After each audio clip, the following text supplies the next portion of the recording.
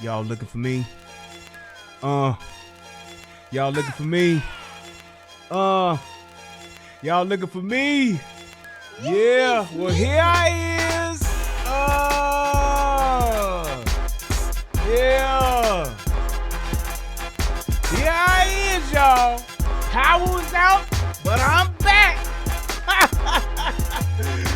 Yeah, boy. We got something funky for y'all tonight. Let's see here. Hold on for a minute.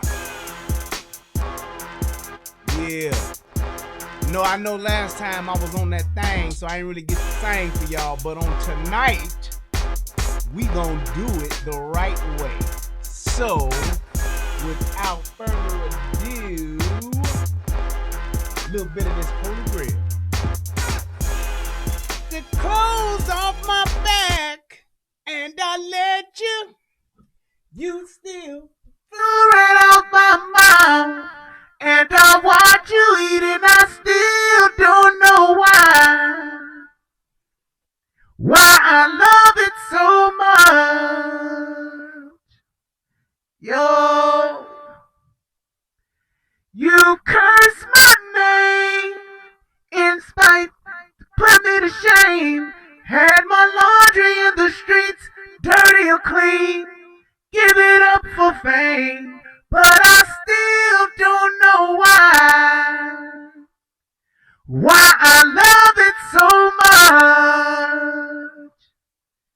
Yeah. And baby, it's amazing I'm in this maze with you. I just can't crack your code. One day you're screaming you love me, love. The next day you're so cold. One day you're here, one day you're there. One day you care, you're so unfair. Sipping from the cup till it runneth over. Holy grail. Lose on me, remind you niggas. Fuck that shit y'all talking about. I'm the nigga. That's right. I am the nigga. What's good? Hey, y'all. It's a lot going on in the world. And I said I need to hear from the people what's going on. Shit is going down.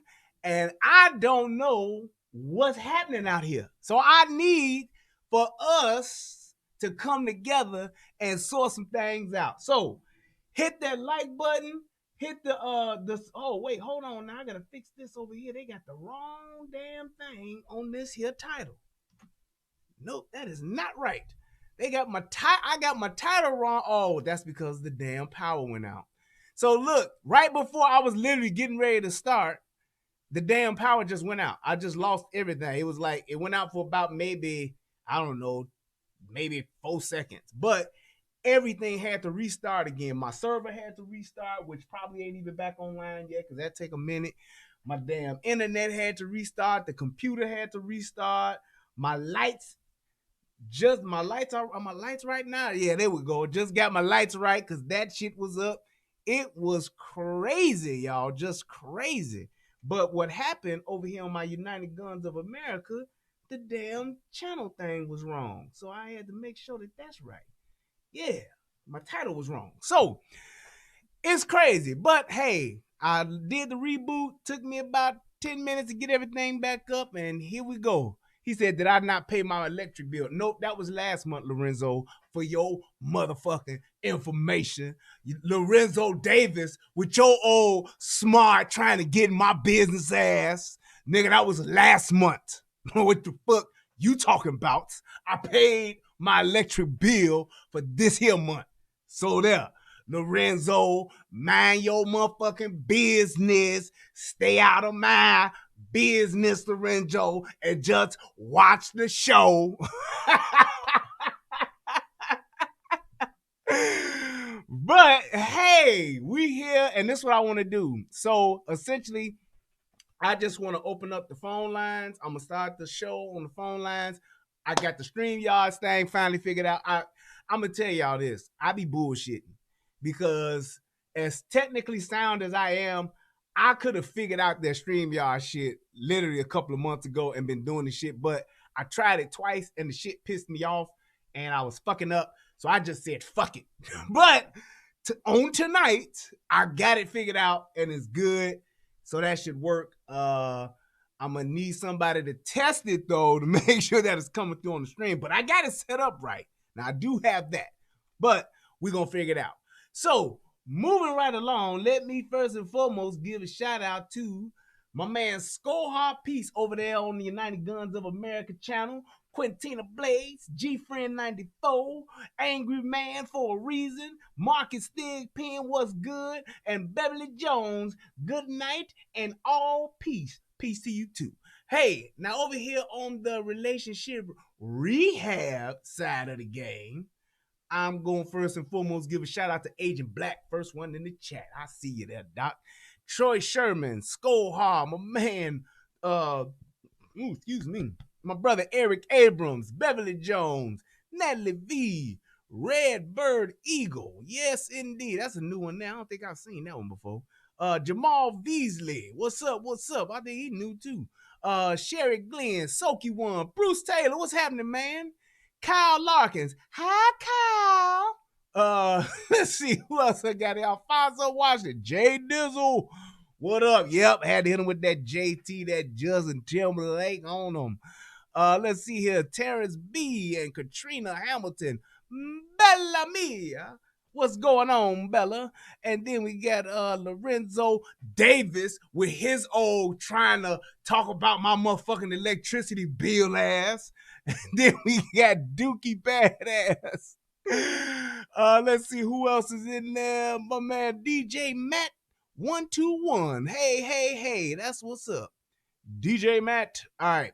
So moving right along, let's go ahead and I want pretty much, oh, you know what? As opposed to wasting that time with me running my mouth, I'm going to run my mouth for a quick second and then we'll go ahead and do the lines and everything. But I will put the StreamYard in I wonder if I can just put it in the description box here. I think I can. Yeah, I think I can. I think I can just do it that way, which is easy as hell. Okay. But coronavirus. I'm going to tell you like this, because a lot of people, we've had things that have been kind of similar to this, but I don't think that we've had anything quite like this. Oh, wait, stop, hold the fucking phone. I was about to really fuck up. I really was. I'm so glad that I stopped myself, because today is a very, very special day. Does anybody know what today is? Do you know what today is? It's my wifey's birthday. Yeah, wifey's birthday. Do you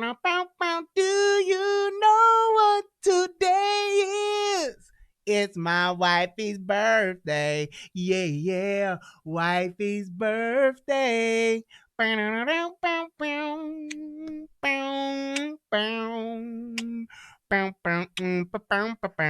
right, so I cannot go on without singing happy birthday to my wife. Now, I sang it earlier, but that wasn't online.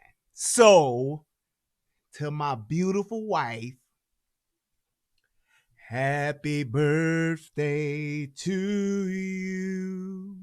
Happy birthday to you. Happy birthday, dear Kishana.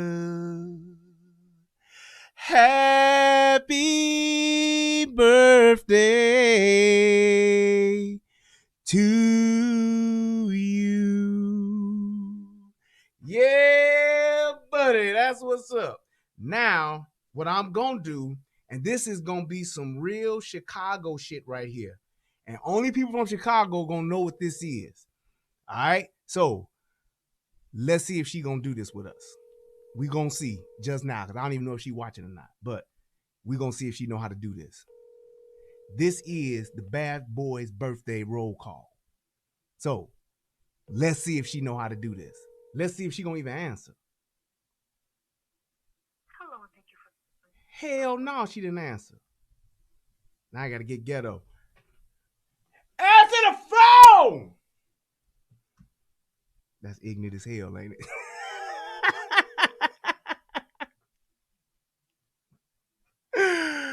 Oh, I don't know if niggas know about that Bad Boys. Let's see. Now, if she don't answer this motherfucker this time, I'm gonna go choke somebody. So this is gonna be a station, pause for station identification. Oh yeah, I got to go whoop somebody's ass. Baby! Answer the phone! Jesus Christ. Y'all know you can take the niggas out the ghetto, but you can't take the ghetto out the niggas. Are you ready? Are you ready to throw down? Yes, I am. Come on, who's this on the birthday line? It's Kishana. Kishana, what's your zodiac sign? I'm Pisces. Well, it's the day of your birthday. Yes, it is. You know it is. And how old are you on this day? None of your business. None of your She 41. She 41. Go Kishana. It's your birthday. Go Kishana. It's your birthday, Kishana. Where you from? So sorry. Where you from? So Bad Boys gotta say bye-bye. Happy birthday from WGCI. Bye. Y'all don't know shit about that unless you from Chicago. Only the Chi-Town niggas know about the birthday roll call. That's what it is. That's all I'm saying. Everybody don't know about that. Bad Boys of WGCI, baby. All right, so look, let's get to some real serious shit now. Since we done got all the bullshit out the way and the fuckery. Let's get down to some real life shit. Now, like I was saying before, the coronavirus is some new shit. And it's some old shit. Because ain't a lot of motherfuckers died from this shit yet. I think they said like the H1N1, like 60,000 niggas died from that shit. When I say niggas, I'm using it loosely to incorporate everybody. I'm using niggas in a different context, which means basically now a group of people, okay? They said like about 60 niggas died from that. We've only had a few thousand die from corona right now. But with that being said, the niggas that then died with them making such a big deal about it, and it's a big global thing now. It's a pandemic, if you will. And make sure y'all click that like button. Please click the like button so we can share this, because I want to get some people's input on this. I want to hear from y'all on tonight and see where y'all at, what y'all doing, and what y'all thinking about this. So, right, okay, there we go. 60 million Americans got swine flu, 15,000 died from it. All right, we ain't even hit that number yet. But with everything that they're doing, it's sending to me mixed messages. I'm getting mixed signals. That's what I'm saying. I don't know about what y'all saying. People are saying that the administration is lying to us. Some people saying that the administration is trying to ease us into some shit. I want to know what y'all think. That's why I'm going to open up the lines and turn on the stream, y'all, so y'all can come on in and say what y'all want to say, so we can try to, I just want to get a pulse of what the people are saying. But my thing was this. I was kind of just going along with this shit until something happened that ain't never fucking happened before. And that was when they motherfucking canceled the NBA season. When they canceled the NBA season, that got my attention. I said, uh-oh. I said, oh shit. When they went and canceled baseball, basketball, yard ball, kickball, stickball, handball, tennis, everything got canceled, I said, okay, this some shit is going on now. And I guess my position is that I kind of feel it's one or two things. Either they are testing us to see what we gonna do. Well, it's three things. Either they're testing us to see how the people are gonna react in case some real fuck shit come along. They want to know what to do and what people are gonna do. Number two, they're doing this to make a huge money grab, because it's a lot of motherfuckers getting rich on this shit right now as we speak. It's some motherfuckers getting rich as shit. Retail and motherfucking big pharma and the goddamn medical industry, they are raking in the dough. They clocking dollars. And third is that this shit is really fucked up and shit is about to hit the fan, and motherfuckers, there's gonna be civil unrest. Those are my 3 theories as to what I think is going to happen. It could be a combination of 1 or 2, or maybe even all 3, but that's where I'm at. That's where I'm at. And it's like the only thing that I've even seen as far as them, the only thing that really ain't been canceled is like core jobs, like motherfuckers like government entities and shit like that. And shit like daycares ain't really been shut down. And that's because if they shut down the daycares, niggas can't go to work. If niggas can't go to work, niggas ain't getting paid. Niggas ain't getting paid, then niggas gonna be out here on the streets. That's the only thing that I'm like really like nervous about happening next. When motherfuckers can't get no checks, then what is we gonna do? Cause ain't shit for free in this motherfucking country. So that's where I'm at with it. I don't know. I want to hear what y'all think. Let me start up the I'm gonna put the StreamYard joint in here in the description box, and I'm gonna paste the link in there, and y'all can paste it. My mods can paste it around, and then I'm going to start the whatchamacallit, the what do you call it, damn shit, blog talk. I'm gonna start the blog talk with the phone number, and we can really go ahead and start having the discussion, and y'all can tell me what y'all doing, what y'all think. I mean, is this just some bullshit where if you get sick, you take some NyQuil and you cool unless you're 80, then you might not make it? Or is this some shit where we need to be doomsday prepping because after a while, ain't gonna be no resources and motherfuckers gonna be knocking on doors and kicking in doors and raiding shit for food? Or is this just some shit that we just need to ride out and chill and say, hey, fuck this shit, man, this is bullshit. I had corona back in 81, nigga, and I ain't shit happened to me. Let me know what y'all thinking. So let's go ahead and let's get this young StreamYards going. There we go. All right, there go my StreamYards. I gotta go back into broadcast studio. Yep, because that shit was gone. Man, I'm telling you, that shit was so wild when it ended. Like all my shit just went out. I was like, God damn. I'm glad I didn't start the stream though, because that would have been real fucked up. That would have been really fucked up if I'd have did that. Then I'd have had to go through all that bullshit trying to get it back and trying to figure it out. But let me drop the link in there. Boom. Drop it in there. Boom. There you go. And then I'm going to put it in the description box of the damn thing. So let's hit enter. Go back up and control V it there. Yep, it's saved. So it should be in the description box now. I put it in the link a couple of times. Let me put it in over here on the UGOA side of the game. And where is that? There we go. Let's put that in there. Boom. Put it in there twice. Y'all can, my mods, please feel free to put the shit in. There we go. All right. So we got the link in there. Let's go ahead and go over here to the young thing. Let me make sure that shit is working.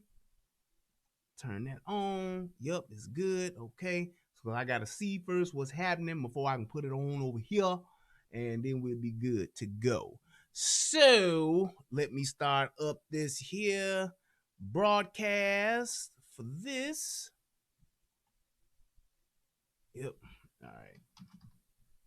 There we go. Boom.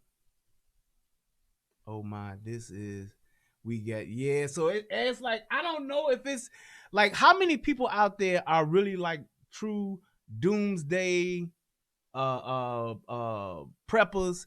I mean, y'all already had toilet paper, so y'all was laughing at motherfuckers who had it. Y'all got 2 years of motherfucking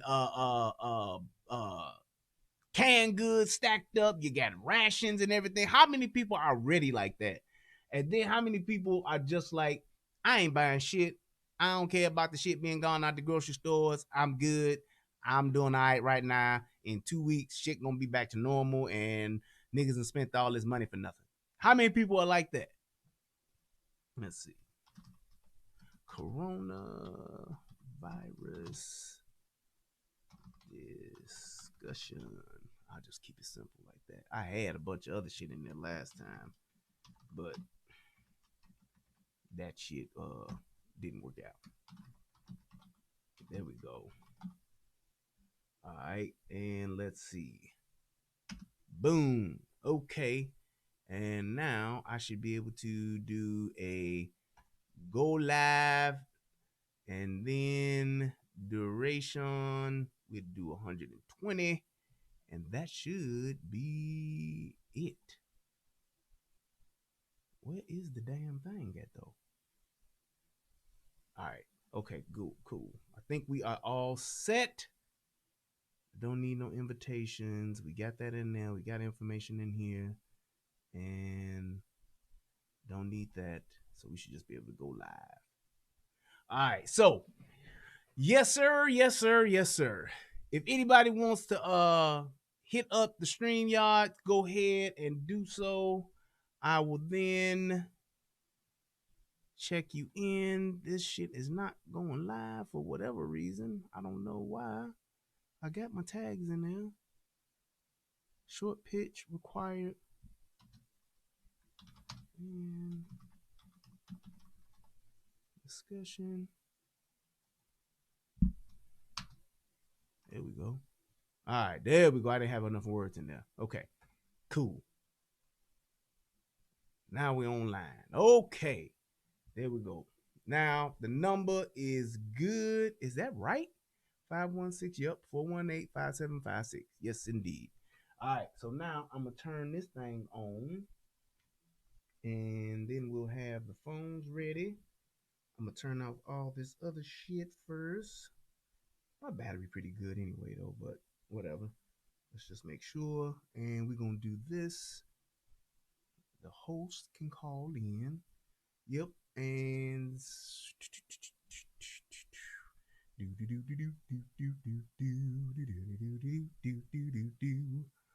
tissue is a reoccurrence you can't create, hunt, or happen upon. I gotcha. All right, let's see. 4.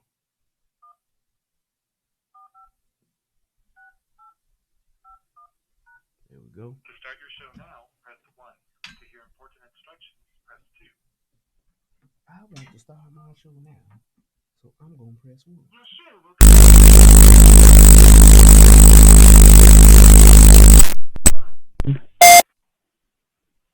Blog Talk Radio. Alrighty. Show is live. There I is. And I am on mute. Cool and cool. That should be good. And I should be able to hear myself through that as well. All right, so cool. There go the number scrolling across the top. The StreamYard link. Let's go ahead and put that back on up in there. We can close that because I don't need to have 30,000 different tabs open. And just have these ones here. There go to StreamYard. All right, cool. And it should be in the description box. So you are not part of the stream. Click to add your audio and video. I should not have to do that because I'm already a part of the stream, which is right here. Right. Matter of fact, I'm gonna test it just to be sure. Actually, that's exactly what I'm gonna do. Now, y'all let me know if y'all can hear me off up in here. Yeah, let's see. All right, that's my other computer. So can y'all hear me? Well, wait, damn. Yeah, I need to not do that.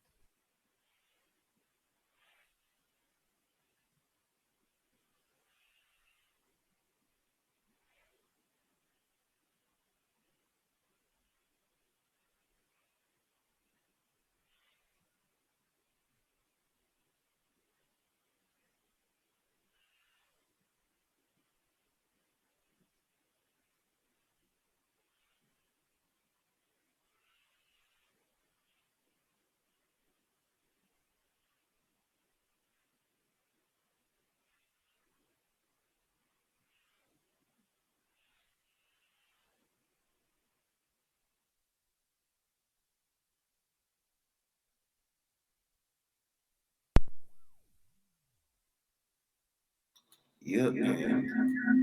There we go.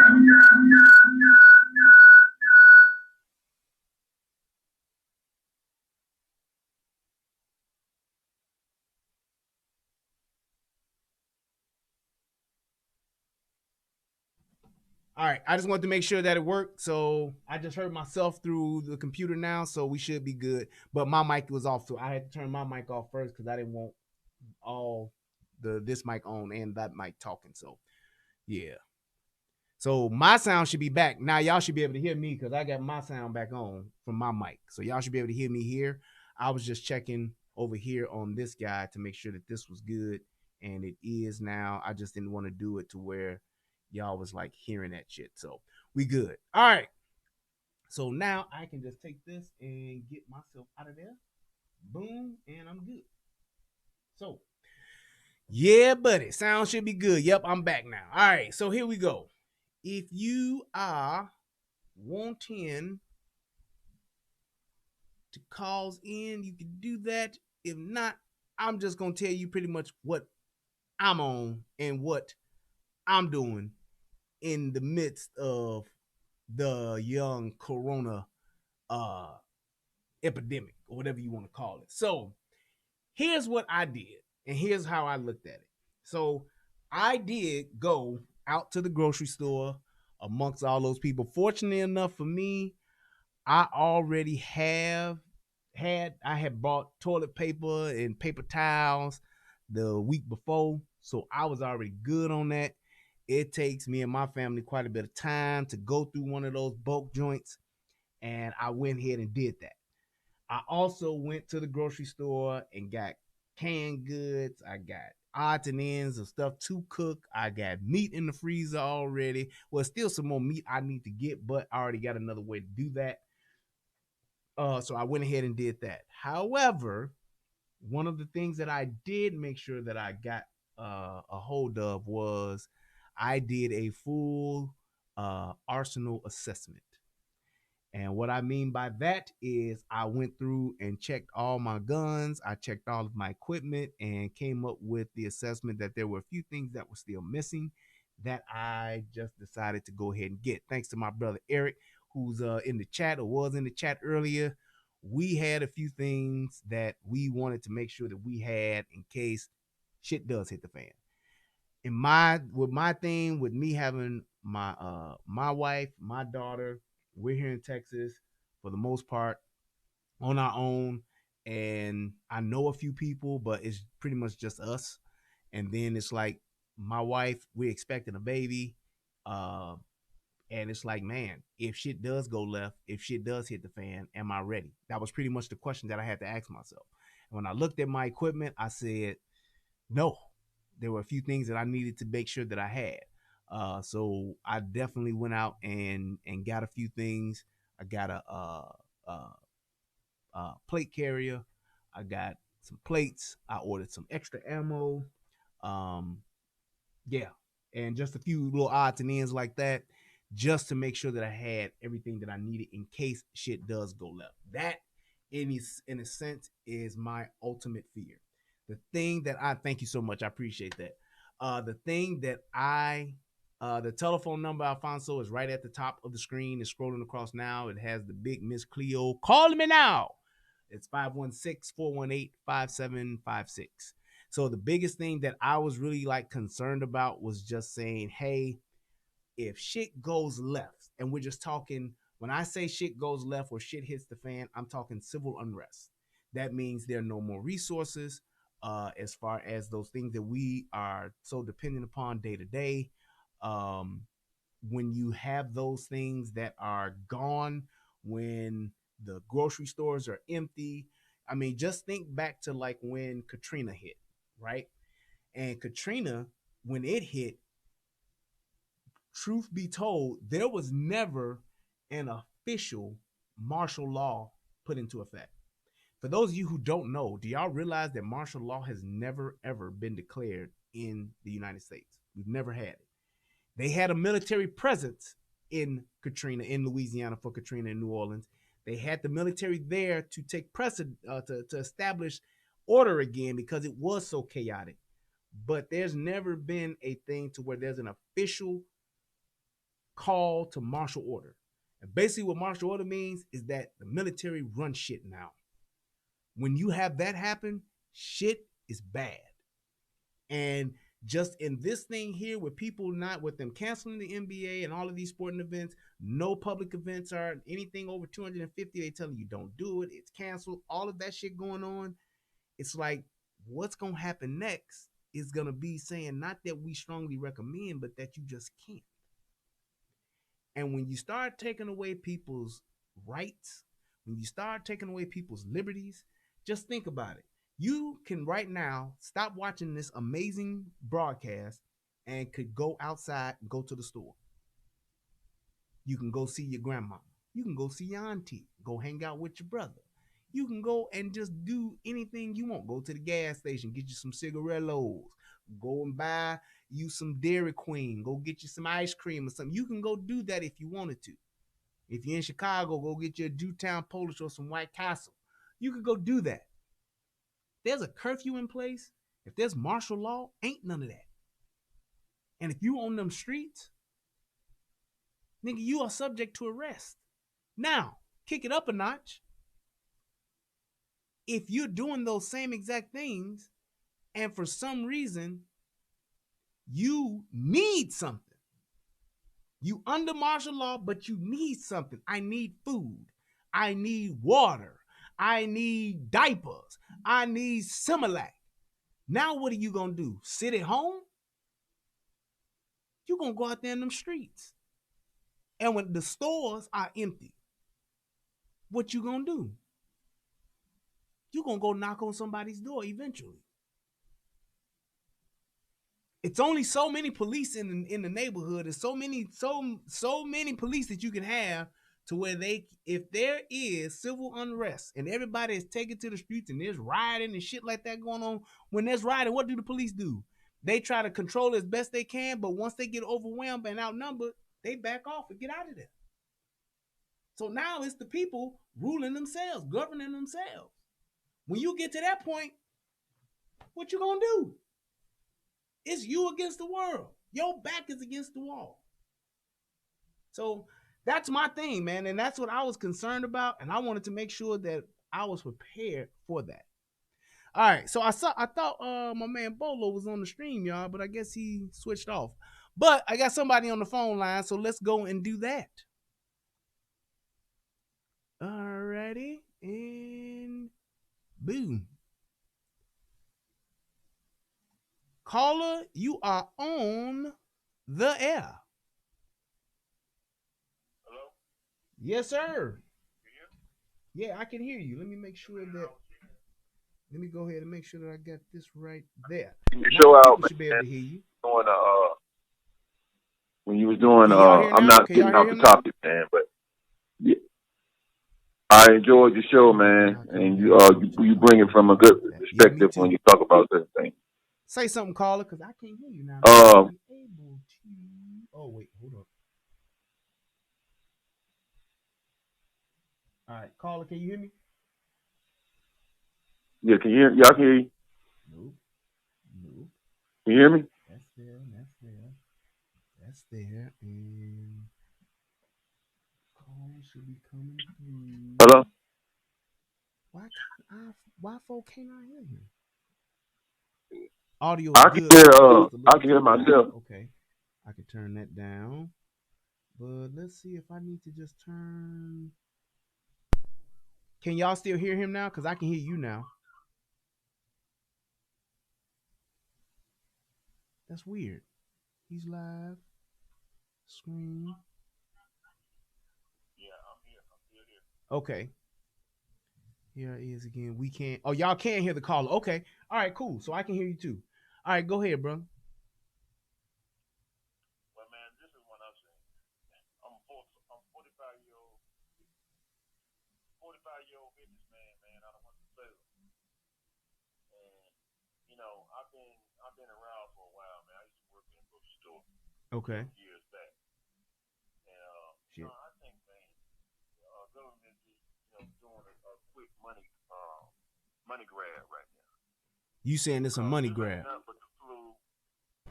Yeah, this ain't nothing but the money grab. People, let me tell you something.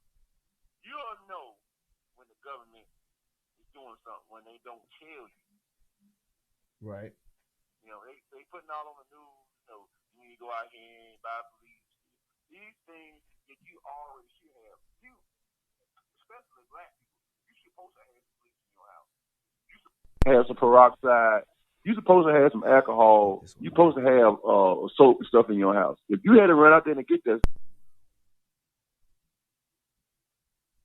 Yeah. Yeah. Hold on 1 second. What I'm saying is the government is this is my assumption, and I may be wrong. So when Donald Trump threw that missile out, I don't know are you what still it there? is that I'm missing, because this usually comes right through and I can hear on both ends. And I don't know why I can't now. Because Can you y'all hear can me? hear the caller great now, right? Yeah. But why am I not? Oh, wait, hold up. I think I know why. Let me go here and go to this. Yep, I think I got it. Hold on 1 second, y'all. That should be on. Oh, no, that's on codec. That's what I thought it was. And then here's it on codec. Yes, it is. I can hear you fine. This is so fucked up. Why am I not allowed to hear what is coming through from this feed? And that's going through there, just like everything else. Oh, wait. Can you hear me now? Yeah. There we go. That's it. Y'all can hear him now? Yeah. I'm here. 1, 2. Yep. I can hear you loud and clear now. Caller, yeah, I can hear him. Can you guys hear the caller now? Just say something for me, caller. All right, 1, 2. I'm still here. Cool. There we go. All right, I just had to switch that one input. Oh. So we good now. All right. Yeah, now go All ahead. right. So, this is my take. We know that the new technology is what they call it is new strategy of war. Mm-hmm. And when I say new strategy of war, they don't fight with missiles and bullets now. They fight with throwing things in the air. You notice every year around wintertime, everybody start catching colds. And what's the number one thing you got to go get when you get the cold? Cold medicine, cough drops. Oh, yeah, that's true too. Flu shots. You got to run to CVS, get you some cough medicine, cough drops. Right. And the people who they attacking is they're attacking the older people who have a weak immune systems. They're attacking people who are not or taking care of their body. They're not eating healthy, so their immune system is weak. People who popping pills. Most of the young people out here are not fully taking care of themselves or being responsible with their body. I work out. I've always worked out. So I work in the elements. So I really don't get colds and stuff like that because my body is immune because I work outside. Yeah. So what I'm trying to say is the government already knows 85% of Americans are not healthy. So like you said earlier, the biggest money maker in America is not buying houses, it's not buying cars, it's healthcare. Mm-hmm. And they know all we got to do is put a strain in the air, get millions of people sick. Doctors and lawyers are the biggest what's my word I want to say hustlers on the planet. If I'm wrong, you tell me. Yeah, I mean, I agree as far as the law piece. You absolutely always got to have the law. Lawyers are involved in every single thing. And then when you're talking about what medicine is today, it is not designed to heal you. It is designed to keep you it's temporary on to whatever it is. Right. It's like they don't like people are talking about. Yeah. I mean, what have we been talking about for the past 70, 80 years is getting a cure for cancer. They don't ever want to find a cure for cancer because it's more money. Oh, did you hear about the girl? Did you hear about the young lady that found a cure? Yeah, I heard about that. Yeah. But it's more people, it's more money in trying to help you live with what ailment you have than to try to cure you of it. Just like with AIDS, HIV. Do you realize that back in the 80s, people were dying from AIDS in a matter of, a year to 2 years? Now, people they've You're come right. with enough medicine to where people are living with AIDS to the point to where They they even have changed the law to where AIDS isn't really considered a terminal disease anymore. All that fuck shit that Charlie Sheen did to all those women, infecting them, knowing that he had it, they can't even charge him with murder or anything like that now because they changed the law in California to where it's not considered a terminal illness. nope. And every 4 years, you notice they come with a new strain of some kind of different kind of disease. Every 4 years they come with it. And that's the thing about this You with know, and Corona. I talk. That's the thing they're saying about Corona is that it's a different strand to the point to where that's what they're trying to kill, because they said Corona has been out for a few years, but this is a different strand of it. Just like Yeah, it's been out for a while. Yeah, it's just been like out with since the H1N1. it's Same been out thing. since same thing. And and you notice that died out. Everybody was going crazy when that happened. And I don't mean to hold you up on the phone, man. This is a good topic. No, you My good. child mother Yeah, is you a good. nurse. She's been a nurse for over 25 years. And she told me straight off, and I'm not going to put her out there like that, but she told me straight off, she said 85% of what they go to school for is common sense. And the rest of it is based on, you just having, the common sense of, okay, this is what you need to do. My mama died in 2007. Mm-hmm. And he had a disease that during that time they didn't have a cure for. Yeah. And then all of a sudden, 10 years later, they got medication that make you live longer. So like you said, man, they got it to the point that they get you hooked on the medicine enough that you got to keep taking it to stay alive. And if you can't afford, if you don't have the income to afford the medicine, then you might as well get ready to start praying your funeral. Yeah. And that's why I be trying to tell these young people, oh man, I don't want to vote. I don't want to go out there and vote. If you notice, the three topics in any voting is what? Healthcare, food stamps, and now I can't think of the number. Man, you get on this phone, man. Yeah, I know, man. You get brain locked. It's all right. But I get but what man, you're saying. like I said, man. I get what you're saying as far as, like I said, I've entertained that thought of it being like a money grab too, just because of what the medicine, what the medicine industry does and how they look at it when it comes to big pharma and all the things that they have control over and the things that they have their this hands is what I want in. to know. What do toilet paper have to do with the virus right now? Well, see, the thing about toilet paper is that that's one of those things that it's a thing that we're comfortable with. It's a comfort for us. We don't, indoor plumbing and shit like that. That's a given here. So we don't function how old in are that you? being out there. So it's like people went to the store to buy all of the toilet paper because they want to have toilet paper. That's just their thing. How it's old like, are you? Just like with bottled water. Ain't nothing said that the water system been contaminated or anything like that. It's like, we just want to have bottled water. First thing somebody tell you when something goes wrong, I gotta get water. You know what I'm saying? It's like, that's just one of the things that we just naturally, instinctively do because we think that's one of the bare necessities that we gotta have. Well, water is, but as far as toilet paper, let me paper tell towels, you something right quick, man. Yeah, yo, I can't hear you. I grew up in '89. You know what I'm saying? My mama grew up, when you ran out of toilet paper, my mama said, you better go in there and get that damn newspaper.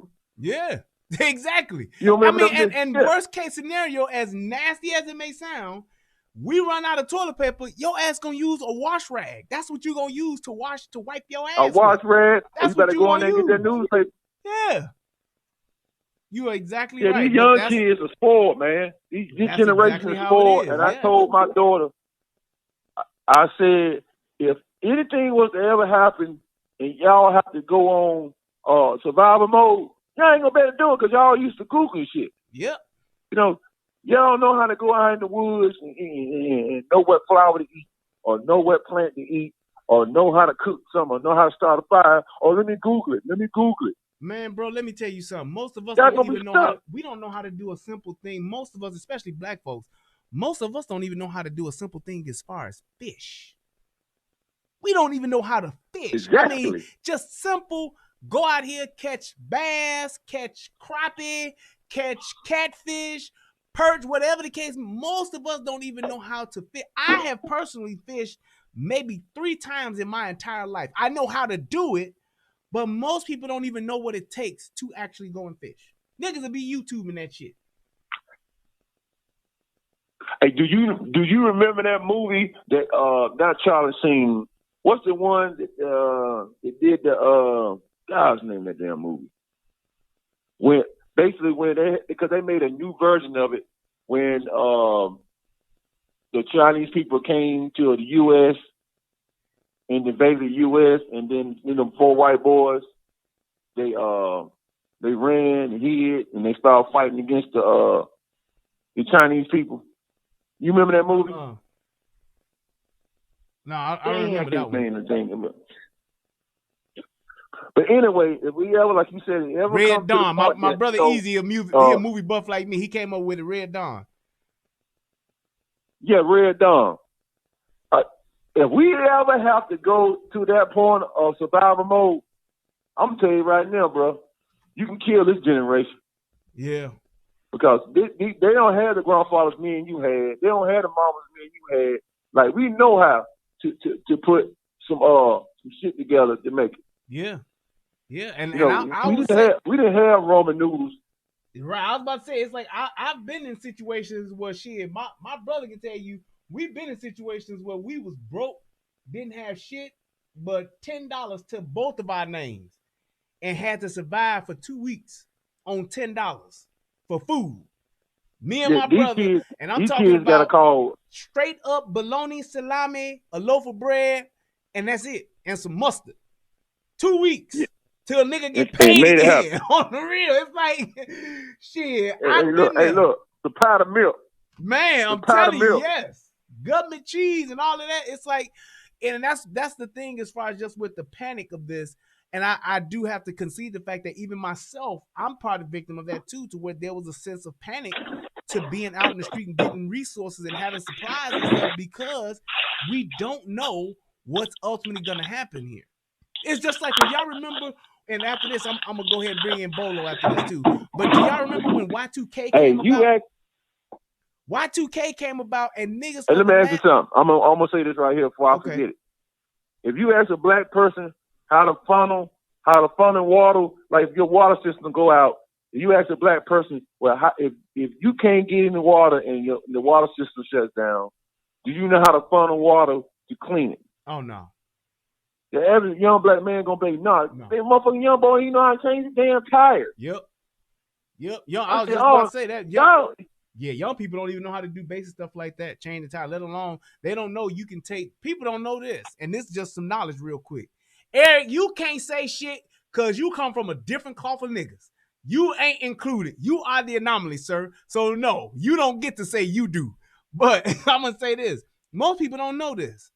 Number one, if you bring water to a boil, you can boil off most of the bullshit that's in water, and then it becomes drinkable.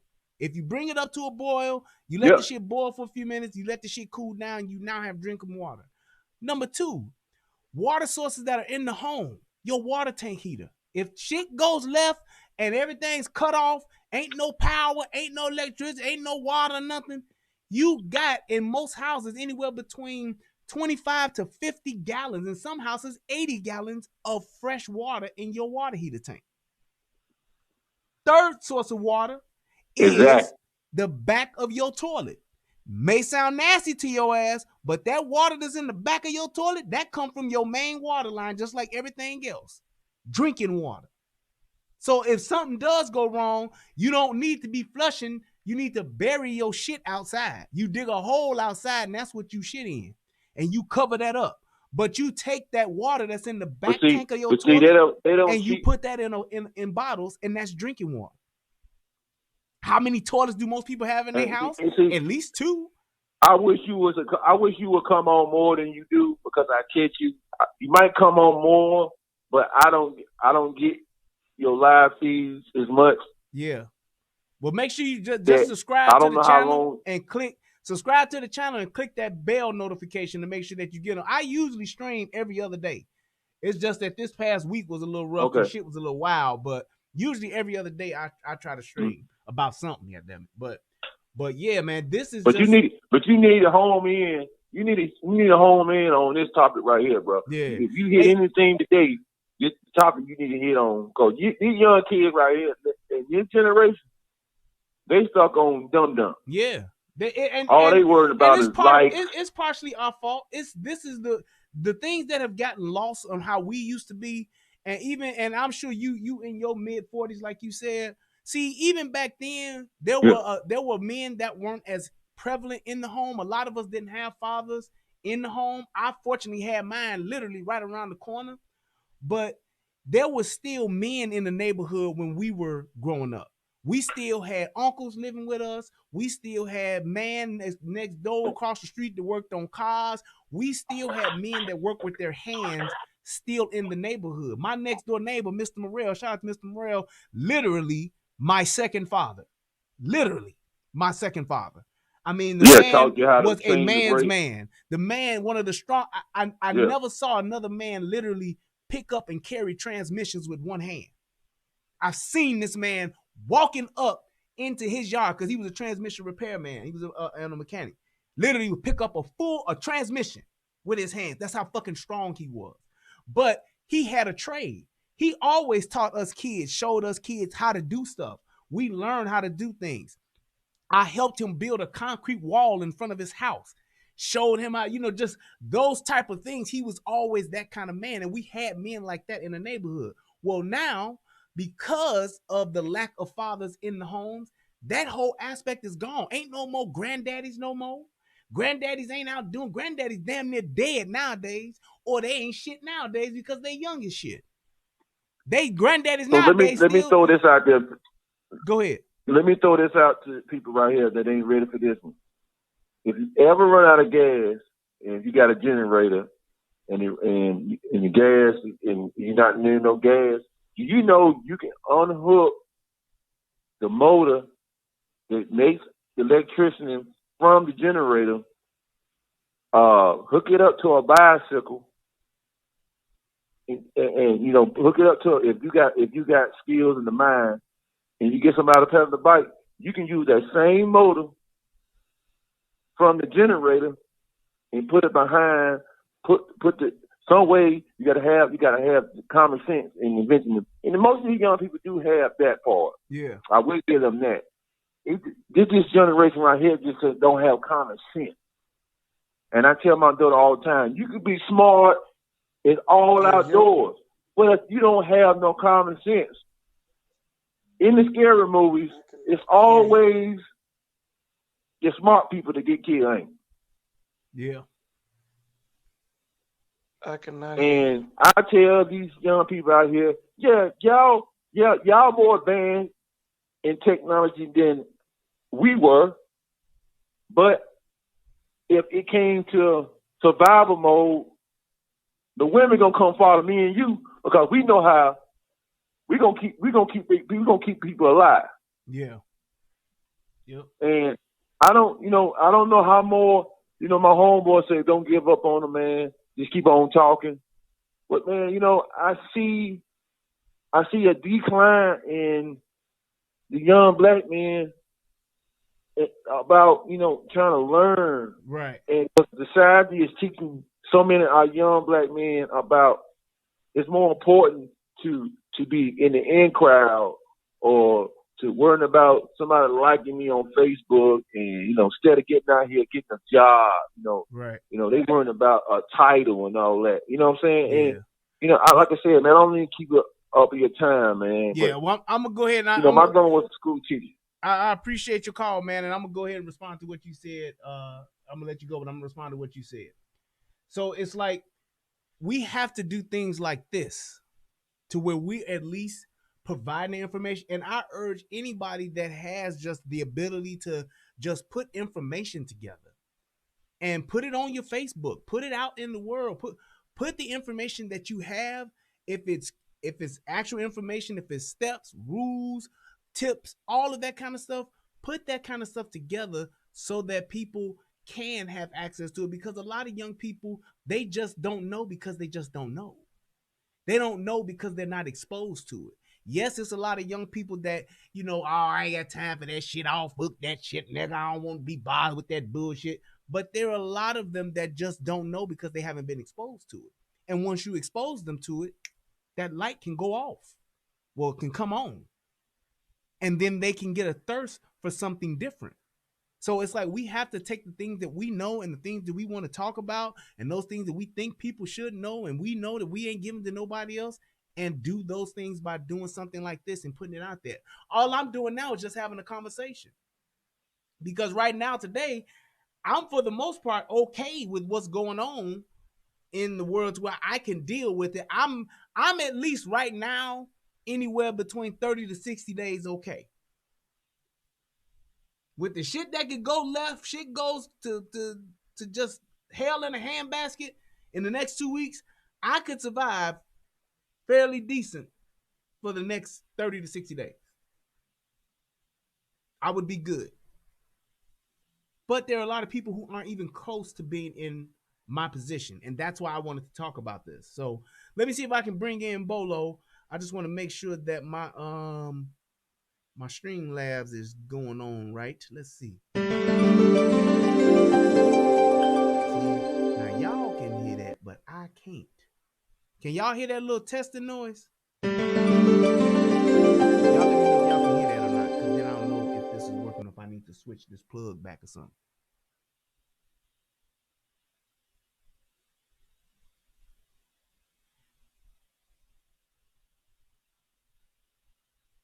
Okay, so y'all can hear that. Cool. So I just probably need to just switch back over. Where did Bolo gone? Oh, okay. Bolo called in. Cool. No problem. All right. There you go. Bolo, you there, brother? Oh, yeah, baby. What's going on? All right. There you go, bro. Go ahead. You got the floor. Can you hear me? Can you hear me? Yes, sir. We can hear you loud and clear, man. Go ahead, brother. Oh, yeah. First of all, I want to say happy birthday to your wife. Thank you, man. Appreciate it. I'm sure she's saying thank you. Yeah. So I think, the most important thing I think that we need to understand is communication is the most important thing. And when you're dealing with a family like you and I do, you need to surround yourself, because it's just so much that you can do by yourself when you're the only man trying to protect your family. You have to surround yourself with like-minded people. You have to. And that's where that village comes in. That's where you're communicating and everyone is sharing information and trying to get to that next level so that we can all protect each other. Mm-hmm. And that's the first thing. Preparation is the most important. Preparing yourself and being ready. You need to understand that, there's different levels to all of this shit. There's different levels to it. So we know that when you go to the doctor, doctors usually treat the symptoms and not the illness. And we all know about soft killing and all these things with what they put into the air and what they put into our medications and all that stuff. So we have to start to educate ourselves on self-preservation, like you were saying, going into emergency mode. When things break down, can you start a fire? Yeah. Do you know how to fish, like you said? Do you know how to purify water? These are things that we need to know, because if you can't see these things happening, and this is the problem with us here in America. They have us living in this, microwavable time where everything is instantaneous. But when you come out of America, all these other countries, the people that are living in these third world countries, they're self-sufficient, believe it or not, because they're not used to having everything done for them. They're not used to going to Google or going to YouTube and looking something up. So we have to get off our asses and start learning how to shoot, start learning how to make our own bullets, start learning all these things. Because if they don't see what's coming down the pipeline, you know what I'm saying? Yeah. We need to stop being sheeple, because sheeple are always going to be led to the slaughter. Yeah, that's very So we have to start preparing ourselves. You have to start preparing yourself. You have to start by, and sometimes people don't have the money to go buy things in abundance. Buy things every week. Buy some canned goods every week. Buy some peroxide every week. Alcohol every week. Buy walkie-talkies. Buy analog radios. Buy shortwave radios. Buy batteries. These are things that we need. You need to prepare, man. Yeah. You have to. Yeah, and I think that there has to just be an overall. It's like these are the times. It's like when you're talking about getting these things together, and it's like, and not to say that most women don't know how to do this, but there's a great percentage of women that aren't concerned with this. They aren't concerned with saying, well, what do I have for my bare necessities, but what if shit don't go right? Because there's such a culture of just women having access to resources. Woman ain't got nowhere to stay. What she can do? She can go to the government, or she can go to her local nigga and have somewhere to stay. But when you're talking about resources, not being available, what if the government shut down and they say, hey, ain't shit left? What if they tell you, what happens when they say ain't no more food stamps? People gonna lose their mind, and then after you lose your mind, you go crazy, you go out in the streets, you protesting and all that, talking about fuck Trump. What's gonna happen at night though when you really hungry? You're now gonna be relying on what? Yourself and your ability to go out and get those resources. Or you gonna be hoping that some nigga will do it for you. That's what's gonna happen. So it's like those are the things that we don't that women just take for granted, because like I said, they're just so used to having it that when they don't, they got ramen noodles and shit like you got on here now, but what happens when those run out? What happens when there ain't what happens when the grass has grown in the parking lot of Walmart because ain't shit been in Walmart because ain't shit moving no more?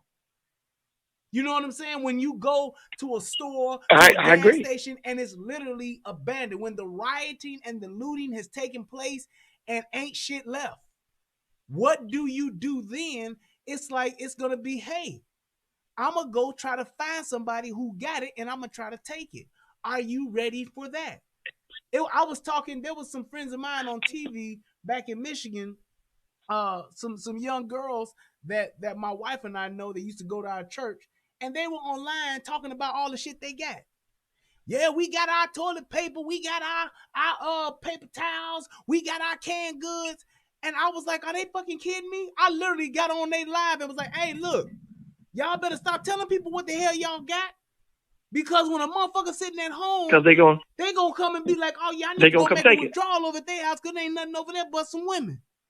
It's like, y'all better stop telling these people what y'all got over here before somebody come and say, yeah, I couldn't get no paper towels, but I know somebody who do got some. And they'll be talking about, yeah, we just came by to check on y'all and be like, y'all doing all right? Yeah, we all right. Well, since y'all doing all right, then why don't y'all let me have? Then what you gonna do? That's what I'm saying, because it's like, motherfucker better not come ring my doorbell, knock on my door for shit. I don't give a fuck. You can don't do it. Don't do it. Shit go left. I'ma have that shit you see on them people that live off the grid up in the mountains and shit.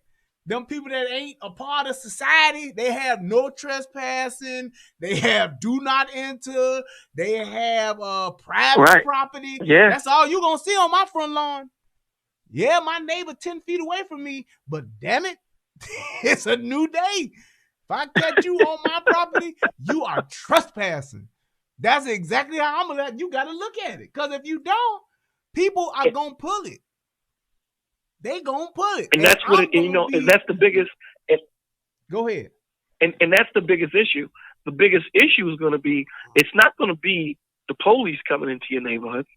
It's going to be your neighbors that sit there and did not prepare. They did not take precautions in situations like that. And when they see that you're the only house on the block with the generator that has light, instead of them coming together, and you know how black folk is, and you know how Hispanic folk is, instead of them coming together and saying, let's add to what this man has, one thing they're going to want to do is, let's come take what this man has. So the bulk of your ammunition is going to be for the neighborhood that you in. It ain't going to be for the white man. Yep. It's going to be for the people in your neighborhood that's coming to try and take what you have. Yep. And you're sitting there and you're telling, and this is my attitude on it. There's enough information that's out there for you to know that you know something is coming down. There's enough information for you to see when you turn this television on. So if you do not prepare yourself, whatever happens, you deserve. Yep. That's my attitude. Yep. That's my attitude. Agree. And it's sad to look at it, but I prepare, and that's what I always kick that you need to be around like-minded people. Yes. Because if you hang out with 11 broke people, you become the 12th sooner or later. So you have to be around like-minded people. They don't have to be exactly like you, but they have to understand that there's something, this can't go on, continue going on. There are wars going on as we're talking right now. I believe the rule is they say that the 5 people that you spend the most time with are a direct reflection of your success, how successful you're going to be in life. So you think about the 5 people that you spend the most time with, based on where they are in their lives, is a direct reflection or indicator as to what your life, the success level in your life. And you think about that in itself, the people you just think about it, go on your phone and look at who you call the most. Think about who you spend time with on a day-to-day basis, on the weekends or whatever the case may be. Those 5 people that you spend the majority of your time with are the direct indicators to the level of success you will achieve in your life. And when you in the neighborhood that's fucked up, that's in the hood, it ain't nothing but a bunch of just bullshit and fuckery going on every day, that's one thing. But if you spending time with those same people, then that's something of a totally different nature, because that's what you are going to be. You ain't gonna get no higher than that. Exactly. You're not gonna get no higher than that. And you know what? The sad thing is, the sad thing is our people don't see that. Our people don't see it. Yeah. You know what I'm saying? Because it's you need, all of this is getting this information and understanding that you as the man, you as the head of the house, your job is to protect, lead, guide, and provide for your family. Yep. So when there is no supermarket, no Walmart, and your child, your baby girl, your baby boy is crying, and their stomach is growling, they're gonna look to you. Yeah. They're gonna look to you. Yep. And you and all the time you had, you didn't take the time to prepare yourself to understand what's going on. You don't know how to stitch a cut. You don't know how to make a fire. You don't know how to, purify water. These are little things that we need to watch, man. These are other things that we need to learn. When I started doing this, little doomsday prepping, I'm not that heavy, but I'm good enough. When I went to a gun show, when I went to go shooting, and I saw a little white girl, 12, 10 years old out there shooting. Yep. That day I decided to bring my kids with me. Yep. That day. You need to know how to use a bow and arrow, how to catch a deer, how to do this, what berries to eat, what berries not to eat, what snakes to stay away from. We need to know these things, man. Yeah.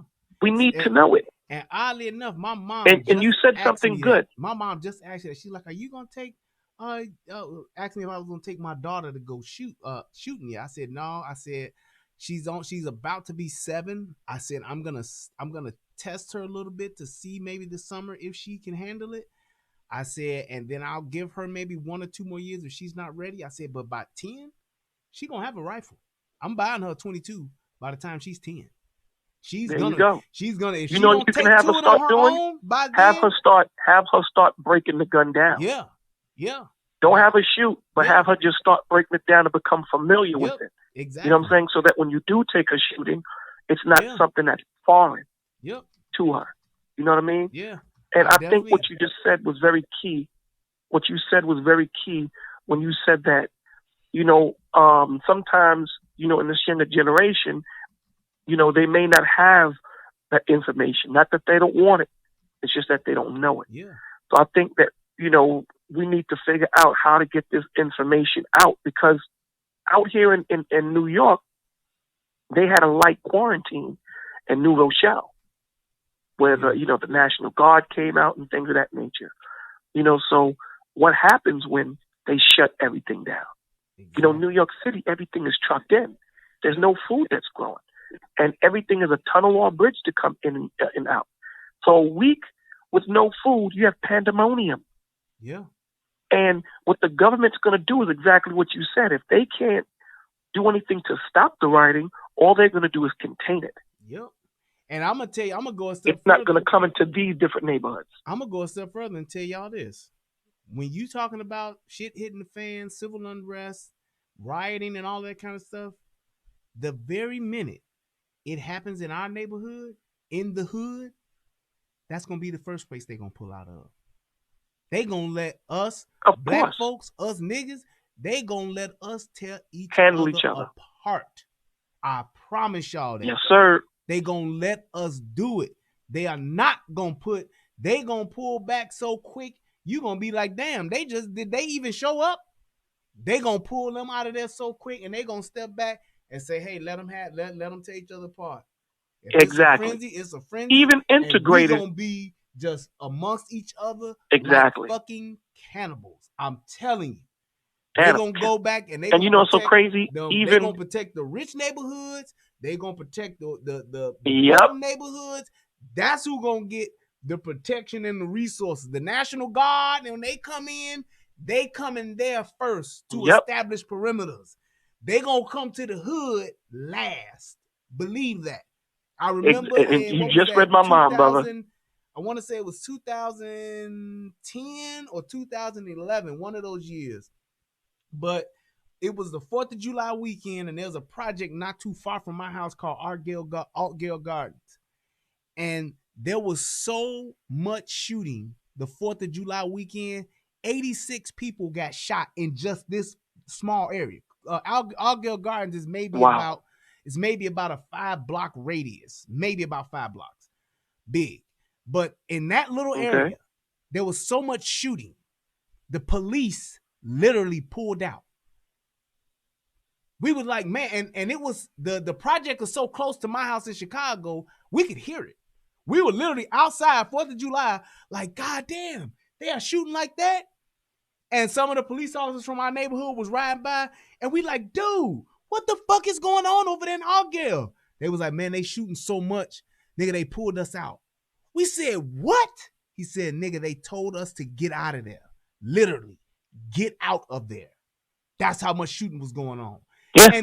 And we talking about from like sundown, all this shooting and shit going on, to literally the wee hours of the morning. And the same shit went on that whole weekend.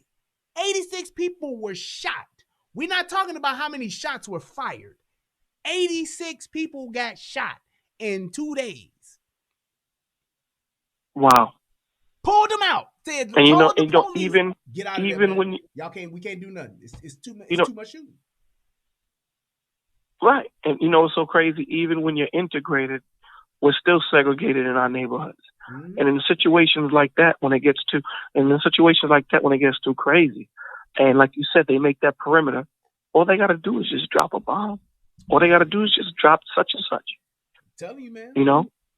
What they'll wind up doing in the hood when the National Guard do come in, they're gonna use that as practice. All right, let's run an exercise. We're gonna ride through here with these tanks, with these armored cars. We're gonna shoot tear gas all through this motherfucker, see what happens, and then we're gonna start. We're gonna get out. If we get fired upon, we will fire on them, and that's what's gonna happen. And you gonna see people on live talking about the police just shooting at us. Damn, they are shooting us down there. Right. That's what's gonna happen. I'm telling you. Don't and think that's, for one and that's minute the sadness, man. Yeah, we have this thing and this comfort of our government always taking care of us, and that's not the reality of it. Sometimes the reality is, and you know, it's so crazy, Brian. You want to go get taken care of as well as you take care of yourself.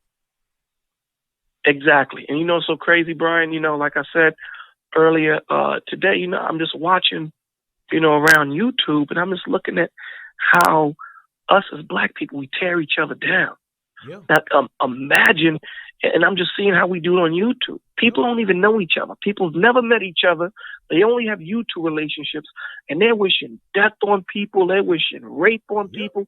They're wishing all of this. Now, can you imagine what we would do face to face to each other?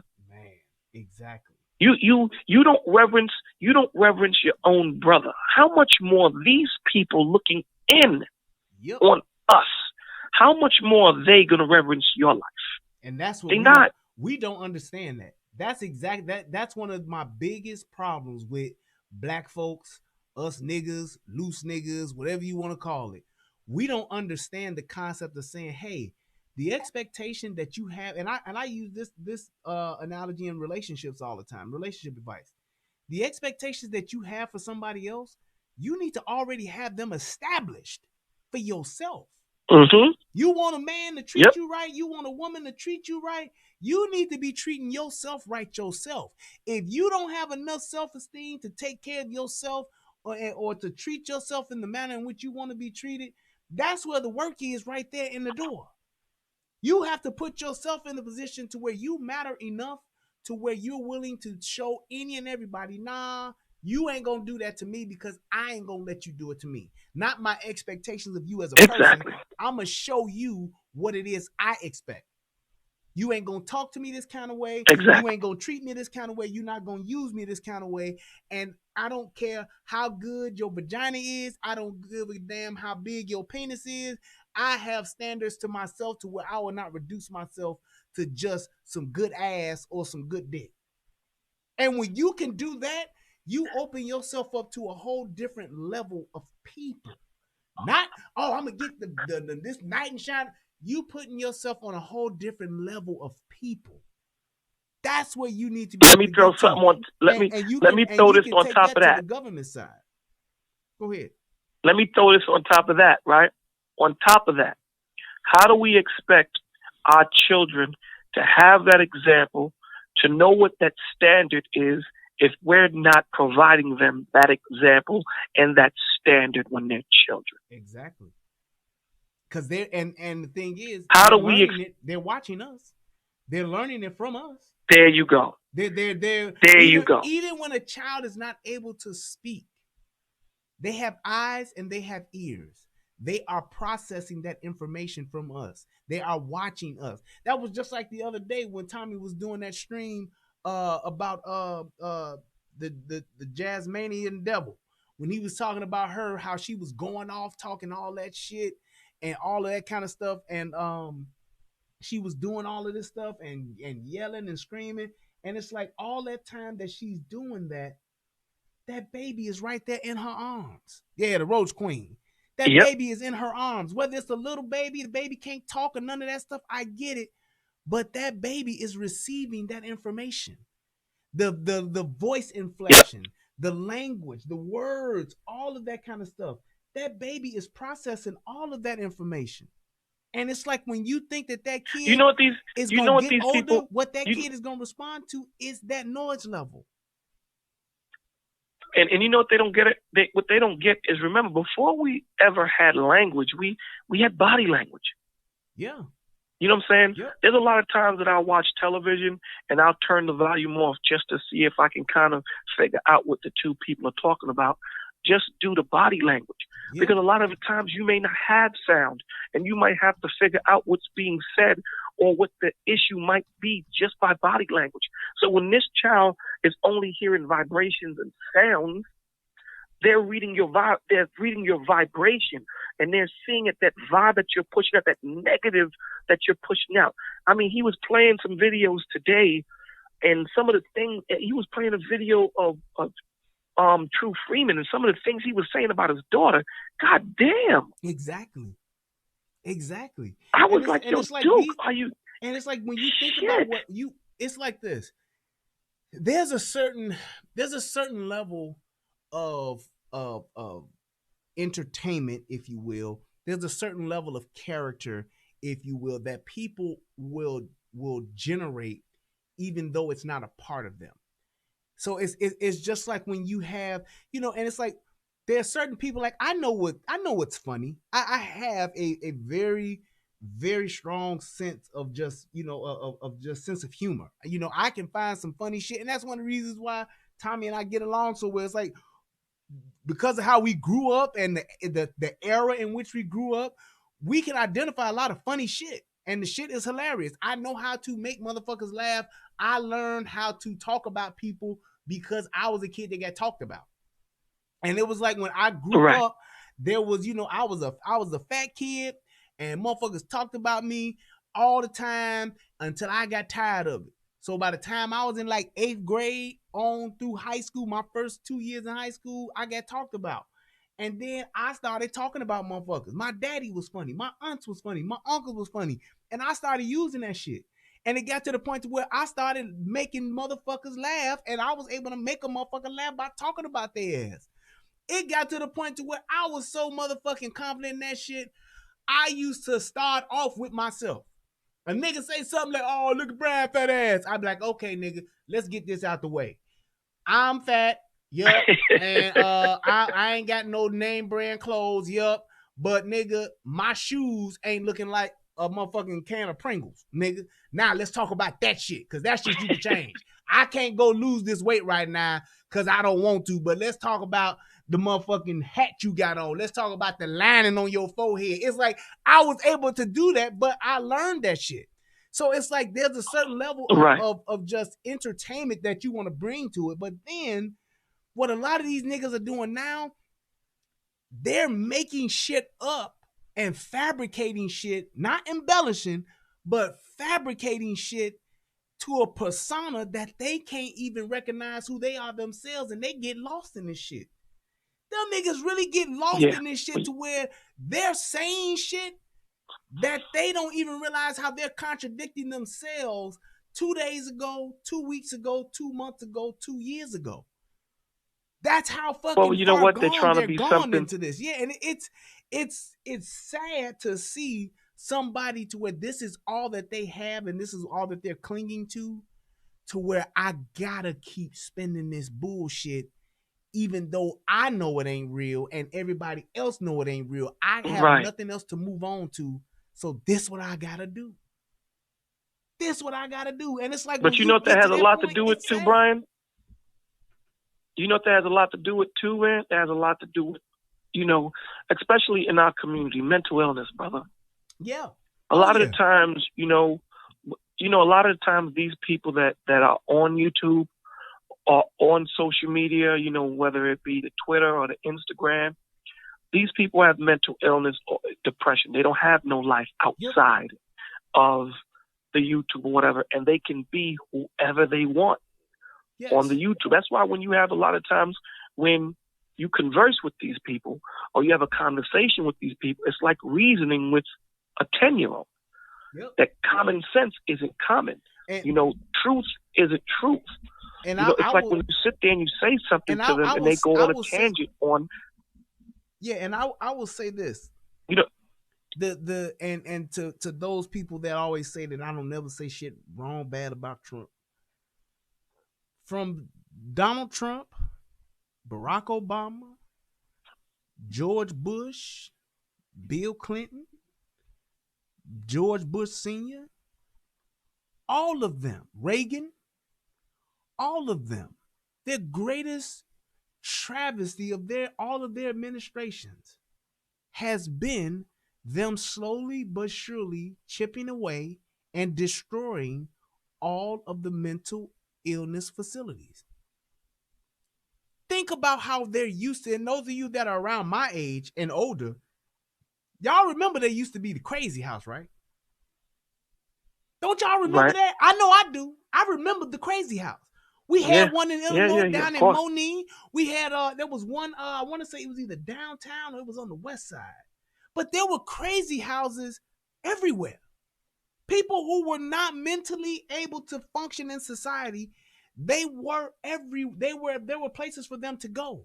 They weren't just out on the streets. You will see some that will come and go. You would see some that would go get help, and then they would be able to come home for a while until their next motherfucking psychotic break, and they shit their ass back off. But there was a place for those people to go and to be taken care of. Now, there aren't any places for that. If you a crazy motherfucker, you either gonna get locked up, shot up, or left on the streets to fend for yourself. And anything that you do, it is what it is. Society has to suffer for it. And it's because they've taken away those resources. They closed all of those homes. They closed all of those institutions. They did that. And they were fine with it. But we've allowed them to do that. And that's the thing, like before when the other this is why voting. Go ahead. But this is why we have to start. This is why We cannot allow, or we cannot wait anymore for the government, for the state to get involved in making what we need to do right. We cannot wait. We have to start checking ourselves. We have to start making places safe where, if I'm a man and I do have an issue, that I can call up Brian and be like, yo, man, I'm feeling weak. You know what I'm saying? Things in my life ain't going well, without the fear of Brian judging me, without the fear of Brian calling me this or calling me that. We have to start making safe havens for our children, for our brothers, for our sisters. Because like you just said so eloquently, these things have been taken away from us. And before the government got involved, we had this village. And one of the things that if Brian was sick and he couldn't afford a babysitter, the next door neighbor would be like, yo, I got you. Go handle your business. Go do what you need to do. We need to get back to that where we take care of each other. And my thing is this, we need to do that. Well, here's my thing too, though. Everybody that works a job and pays taxes, this is for you. This thing and this expectation that we have of our government officials, our elected officials, this is something that we are in control of, and we have lost our way in that.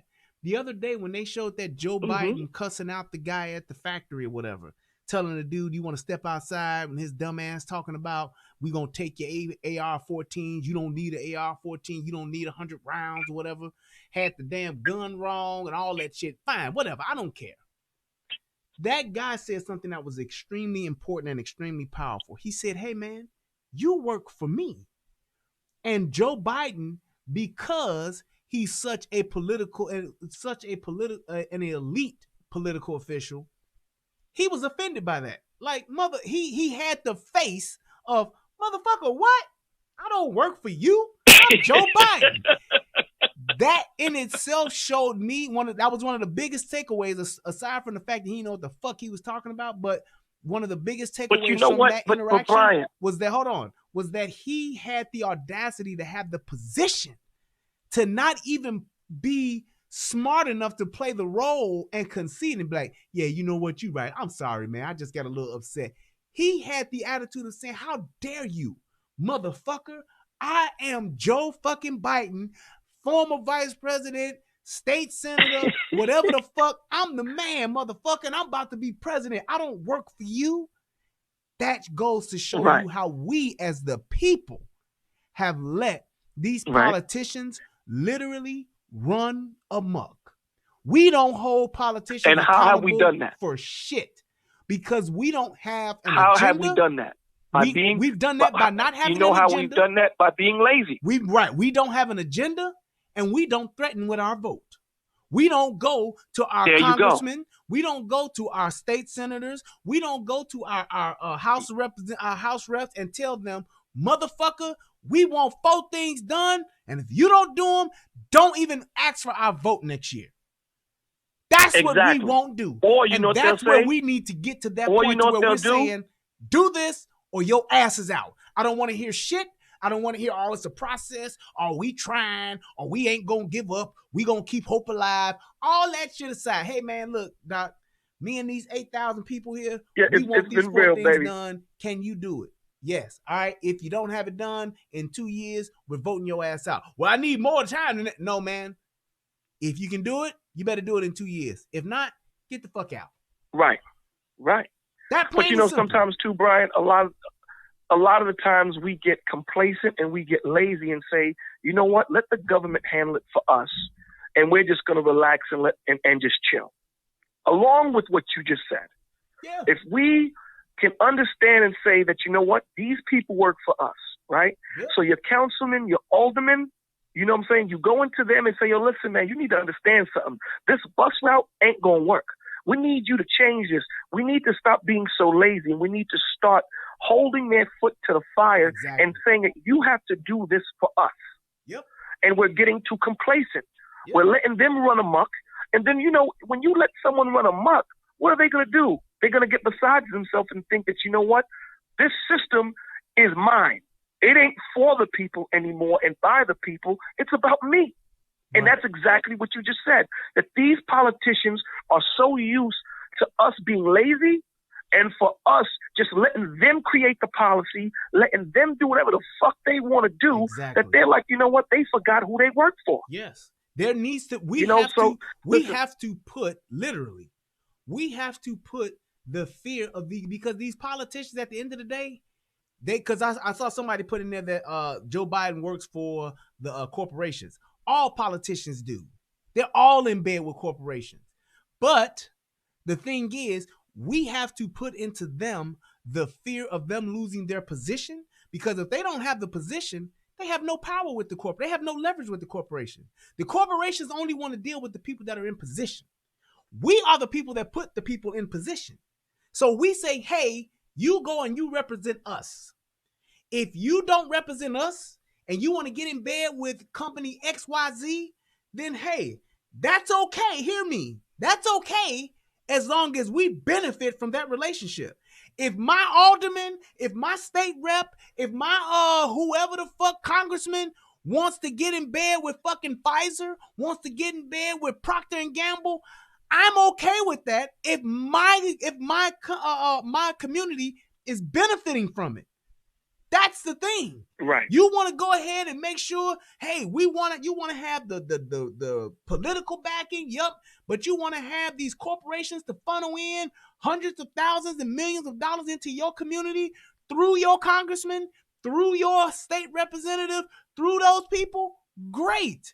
But you need to make sure that that's happening and they're just not getting promised a board seat after they run their vested time and now they get their retirement and their pension from the government because they did their 7 years or their 2 terms. So now they get free health care. Exactly. And now they get a pension for the rest of their life.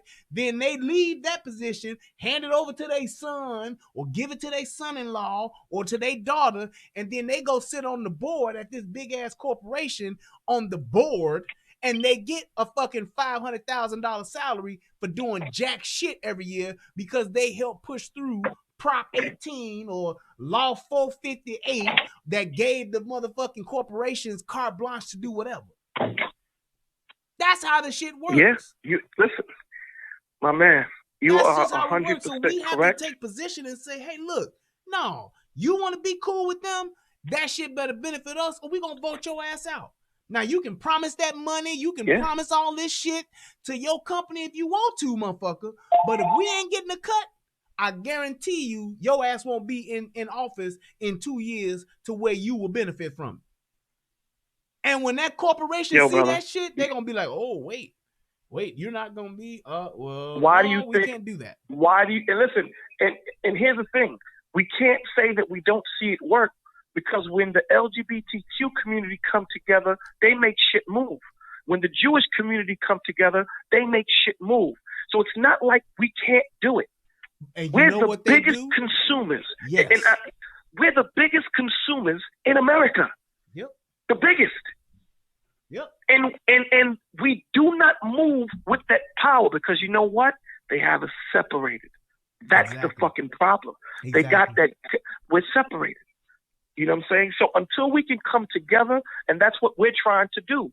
You, me, you know what I'm saying, Tommy, Just Jay, and all the other positive YouTubers that are trying. We have a platform that God blessed us with where you can reach thousands of people, and you choose to threaten people. You choose to talk about someone's child or talk about someone's mother. Are you kidding me? Yeah. When you have a platform to reach people, this is the shit that you do. And that's exactly what we have. And YouTube does nothing. To look at it. We have to look at it just like it is. We have this thing to where, and this is to my woke black folks. To my woke black folks, not loose niggas, woke black folks. You have to look at it like this. Get off of your morality high horse and make a conscious decision to say, let's do what we need to do to get where we need to go. And what I mean by that is this. Yes, there's a game that's being played. I acknowledge that. Yes, things ain't right in government. Yes, black people ain't getting a fair shake. Yes, there's racism everywhere you turn. Yes, they always trying to find a way to keep the black man down. We got that. Put yourself in a position to where you can learn the rules of the game and then you play the game to your advantage. Once you get in the game and you are a major player in the game, then you can change the rules. Then you can make it right. Then you can do the right thing for the people. But you first got to get a seat at the table. That was like that thing when I did the video about Jay-Z, about all these niggas. Niggas be the first ones to say somebody a sellout. Niggas be the first ones to say, oh yeah, see, he doing all this and Cap still ain't got no job, man. Niggas got this mentality to where we don't understand the game and we don't want to understand it. We want everything to be fair and righteous and just. That ain't the world we live in. Play the game. You know what it is, Brian? The Indians were right and fair and just. We're too lazy. You see what happened to them? Do you see what happened to them? Right? They got pushed to the edge of the fucking continent until the motherfucker said, oh, man. Man, let them last 30 niggas, them last 30 Indians live, man. Fuck it. We done wiped all these other ones out, man. There ain't no point in, I mean, they at the ocean right now, man. Let them motherfuckers have it, man. We done came all the way from motherfucking Maine to Cali. Leave them last 30. And that's what they did. That's exactly what they did. We're too lazy to learn the game, man. Don't let yourself get pushed to the point to where you are non-existent, trying to be righteous, trying to be just. Exactly. Play the game. Get in the game that's being played on the field have to that learn, you're in. You know what it is? We have to learn the enemy. You have to learn the enemy. You have to learn the language that they speak so that you can speak their language so that they understand you. But we're so lazy, and this is sad for me to say, we're so lazy and we're so caught up into the nonsensical shit that goes on in our communities. We don't see the bigger grand scheme of things. We don't see the bigger picture. We don't want a seat at the table. But you know what? When someone or some other nationality gets the seat, we complain about not having a seat at the table because we don't want to play the game. We don't want to have to jump through the hurdles that it takes for us to learn the game. Yes. Exactly. We just want it handed. It doesn't work that way. It doesn't. Give it to us. And the sad shit about it is, and this is sad, and this is so sad, that us as black folk, we have to sit there and say to each other, you know what, man? A lot of us are not going to make it. Oh, yeah. I'm a big believer in the purge. It's a shame to say that. Big believer in the purge. A lot of us are not going to make it. Since you just got on that point, let me try to bring this back around and let's do this. Let me ask you this question. What are you doing or what have you done in the preparation or in the whole just state of the country with COVID-19, aka the coronavirus? What steps or what measures have you taken? Are you just chilling at the crib and saying fuck it, or have you done anything to prepare for it? Well, one, I got canned foods. I have canned foods. I do have weapons. Okay. I have ammunition. Okay. I have learned how to start fires. Okay. I have learned, being that in this area, I know that I have to surround myself with like-thinking people. So just preparing myself, I have batteries. Yeah. I have shortwave radio. I have walkie-talkies that are 26 miles. Okay. Yeah. I have so you say your walkie-talkies have a range of 26 miles? Yeah, well, that's what they say. Do I know it's the truth? And you know, you know how they say it's the shit. If there's no, if it's like a no trees or shit like that. Yeah. So probably I would say with trees or whatever, I'll probably get 15, 10 miles maybe. Damn. Or whatever. I teach never my thought children. about that. I teach my. I teach my children. Me the link to them kind of radios or something that you get. All right, brother. Yeah. I teach them certain keywords that we use so that if we have the house on lockdown and you see someone coming up the driveway and you can't tell who that person is, there's certain noises that we make where you know. It's like in the Marines, like they have like a clicker, and there's a certain type of clicking sound that it makes. So there's certain sounds that we make and certain things that you want to know, okay, this is dad or this is someone coming that we know. You know, there's certain things, you know, little things that you can do that makes the biggest difference.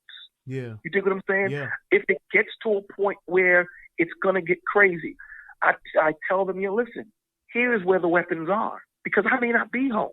Yep. I may not be home. You may need to get the weapons. You may need to take care of it. We have a travel bag, a bag already packed in case some shit pop off and you don't have time to get the essentials. Yeah. You know, the essentials are already packed because in times of drama, when shit is going down, you're going to forget things. You're going to forget things. Yep. So at least have a travel bag with all these essentials already there. Now, what I'm working on getting another place so that if all of us are separated, we know to meet at this place. A rally point. That's what I'm working on is the next. Yep. Right. That's what I'm working on now. You know, so, you know, and I'm trying to work on stash points, like, you know, certain places in case if we're all separated, they will know where certain food might be, you know, in certain places of the state or in the city or in the town that we're in. You know, it's just little things like that I'll watch and I'll see. I mean, I watch Doomsday Preppers on television. I watch these cats with Off the Grid. You know, just for something simple, I learned the way you purify water. You take coal and you smash it till it's at a powder form. You put it in a sock, you run water through it. Simple purification. Simple. You could drink from it. You know, it's simple things like that. You don't have to be the richest person on the earth. You know what I'm saying? But it's little things that you can do to help yourself. You know, not knowing, you listen, all of these things are just options. It gives you a chance to make it. Yeah. Preparing yourself gives you a chance. That's what it is. We may not. But as long as I can sit there and say, you know what? I fought my best fight. I can die trying, brother. Right. But I don't feel right as head of my household, and I don't feel that my family doesn't have a contingency plan. Yeah. You know what I'm saying? Right. So this is what we need to do. I love the idea that you said to that gentleman before.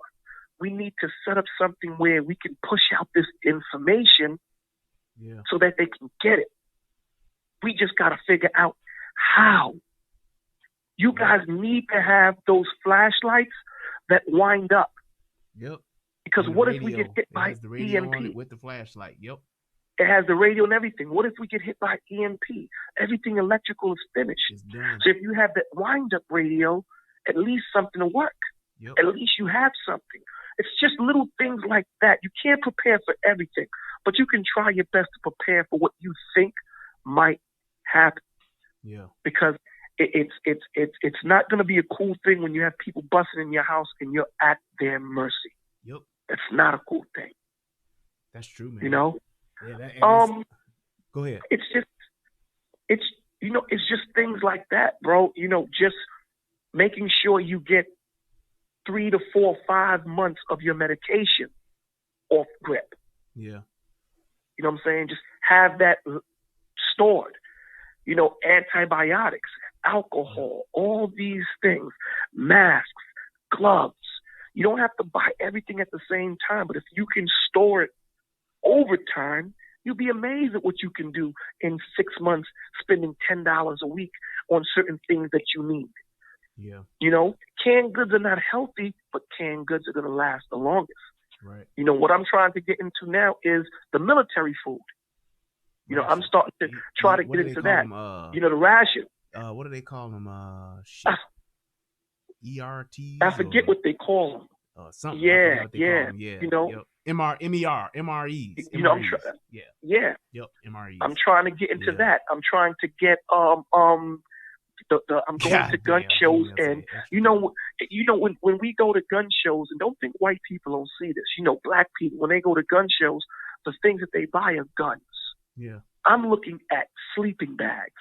I'm looking at certain types of boots, certain types of clothes. There's different types of fatigues that you wear for different weather.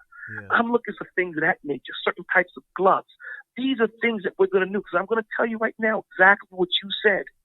Don't come to me asking for it. if you didn't prepare for it. Yep. That's true, man. Don't ask me. Yeah. Because you had every time and to do what you needed to do, but you chose not to. Yeah, and one of the things that I'm gonna say just before I get ready to wrap this up, we have to realize that, you know, there comes a time to where you can only sustain yourself and your household for so long, to where you need to have, you know, those people that you can connect with. You know, if you live in the inner city, do you know somebody that lives out in the a rural area, you know, that's maybe an hour or two from where you stay, that you can go to, that actually has land, that has a water source, you know, because there's only so much that you're going to be able to do on your own with the resources that you have, to where, you know, there becomes a point to where there's strength in numbers. So it's like, you know, me in my house right now with my wife and my children, it's like, I'm a formidable adversary by myself, but with me and my brother Eric, my brother Eric, and my brother Bert, it's like the more that I can increase my numbers of people that are trained, that know how to shoot, that have guns, that have ingenuity, that know how to do shit. It's like it's me trying to defend my house. You know, being attacked by one person is one thing. 6 or 7 or 8 or 9 people attacking my house, that's something totally different. That's a whole different. That's a whole different so it's zone. Like when I have those resources of just saying, I got the guns, I got my AR, I got ammo, but shit, you got 10 or 15 cats that then came together in their own little gang, and they coming at my house, I'm in fucking trouble. You know, unless I got some goddamn C4 or something outside, or some landmines or some shit somewhere, I'm in trouble. But if I'm on, you know, if I'm sitting on a 100-acre farm, and I can see, you know, 300 yards, 360 view around my farmhouse, then I can see these motherfuckers coming a mile away, and it's not only me, but it's 6 of us on patrol at night with night vision. God damn it, we got a fucking strong ass militia that can protect and hold our own. So it's like you have to get to the point to where, you get your shit together, you get yourself fortified, but then you need to start building that network to say, hey, look, if we got to survive for 3 days, hey, we good, we on our own. If shit go up to where we talking 2 weeks, we talking 15, 20 days, all right, then, hey, we two need to pair together, and y'all two pair together. All right, cool. If we 30 to 60 days in and shit still ain't looking good, then all 10 of us are going to rendezvous at this person's farm, and then we're going to take everything we have that we have left, and we're going to merge all of our supplies and all of our goods and resources here, and we're going to fortify ourselves here as a 10 or 15, you know, man militia. It's getting to that point, Brian. You know, I'm just saying, I'm not saying that's, you know, just the idea and the thought of that, knowing what you're going to do if you can't stay where you at. It's getting to that, bro. You know? It's getting to that. In the inner cities, if they can't see, especially in New York City. In New York City, in the 80s, the police officers used to wear light blue uniforms. In the early 90s, late 80s, they changed their uniforms to dark blue to urban camo. That's what they wear now. They can call it uniforms or call it whatever the fuck they want to call it. That's what it is. Yeah. These cops walk around with M16s in their possession. These cats are not playing. Yeah. And it's unfortunate that we gotta start thinking that way. You have to. And just like what David you Kennedy have to just think put in that there, way. David Kennedy just made a great point. What about growing food? You right. What about growing food? Now you talking about what I just said. Hell now yeah. we back to land. We back to having water. We back to having enough food. It's one thing if I'm growing 2 tomato plants in my living room. It's another thing when I got to grow enough tomatoes to feed 15 people.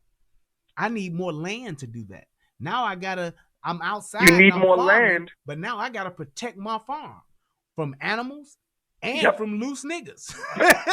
So it's like you have to realize that, you know, the more that you try to do and you try to acquire, you can benefit from it, but that's the more you have to protect. Having a stream or something nearby is great. But what about making sure that that stream is protected and making sure ain't nobody just coming through siphoning off all the water over into their side and you ain't got shit on your side? They netting all the goddamn fish a half mile upstream and you wonder why ain't no fish getting down because they catching them all. It's like those are the things that you got to get into understanding where you at and what you gonna do, because you never know what you may have to fight for. I guess that's the ultimate point I'm But getting see, to. you know what it is? But it's also understanding your terrain. It's understanding your terrain, and the most important that you hit the nail on the head. We can't do this alone. Yeah. We can't. Yep. Like-minded people have to come together and form communities to protect ourselves and our families. Exactly. You're exactly That's what we have to do. Yep. Yeah, buddy. All right. I can't do this by myself, bro. I can't. I need people with me. Let me ask this one last question before I get out of here. If there was one thing or two things, if there was one thing that you want people to get about just the current state of where we are today, what would be that one valuable thing that you would want people to know or to learn or to acquire?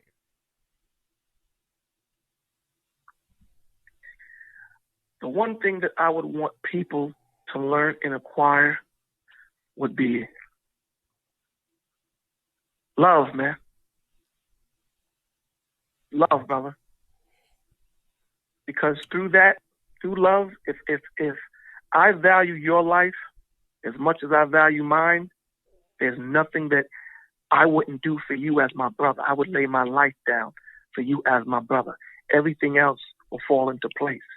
But if we don't have that love for each other, I'm going to always steady want to take what you have. Right. Gotcha. Well, now, I mean, if you're talking about just regular shit, then, brother, listen, man, it's been a pleasure talking to you, man. I love talking to you. And again, happy birthday to your wife. And you said you have a newborn on the way? Well, we expecting. So I got a baby that's due in end of July. Congratulations, brother. Yes, sir. I'm excited, man. I'm excited. I started a $2 challenge for your wife's birthday. So I know you probably hey man, don't be saying that. I ain't giving her that shit. No, check your cash app and see if you can get that started. No, it's all good, man. It's all good. Yes, indeed. I appreciate that. All right, man. brother, man. Good night, and thank you for having me on, brother. Thank you for your support, it's a pleasure, man. And you stay safe, brother. All right, love. All right, love, man. Peace. Yes, indeed. But I guess my biggest thing, like I said, that I would want to get across to people is, number one, if I don't expect everybody to go out and become preppers like Barbara is. It was that Barbara that said she's been a prepper for years, right? But I would tell you this. Wherever you're at, in an apartment, you're in your house, you're on a farm, whatever the case may be, you're living in a condo, you're living in a penthouse apartment, you got your deluxe apartment in the sky high, I would tell you this. Put yourself in a situation to where you cut off all your power. So you ain't got no refrigerator, no internet, you don't have no lights. You don't have any of the things that you're used to having with electricity and with heat. Deprive yourself of those things in your house and tell me what you got. And that's where you need to start. So if you cut your lights, if you cut the electricity off to your unit, to your house, to your condo, you cut the electricity off. Okay? So you ain't got no internet, you ain't got no Wi-Fi, you ain't got no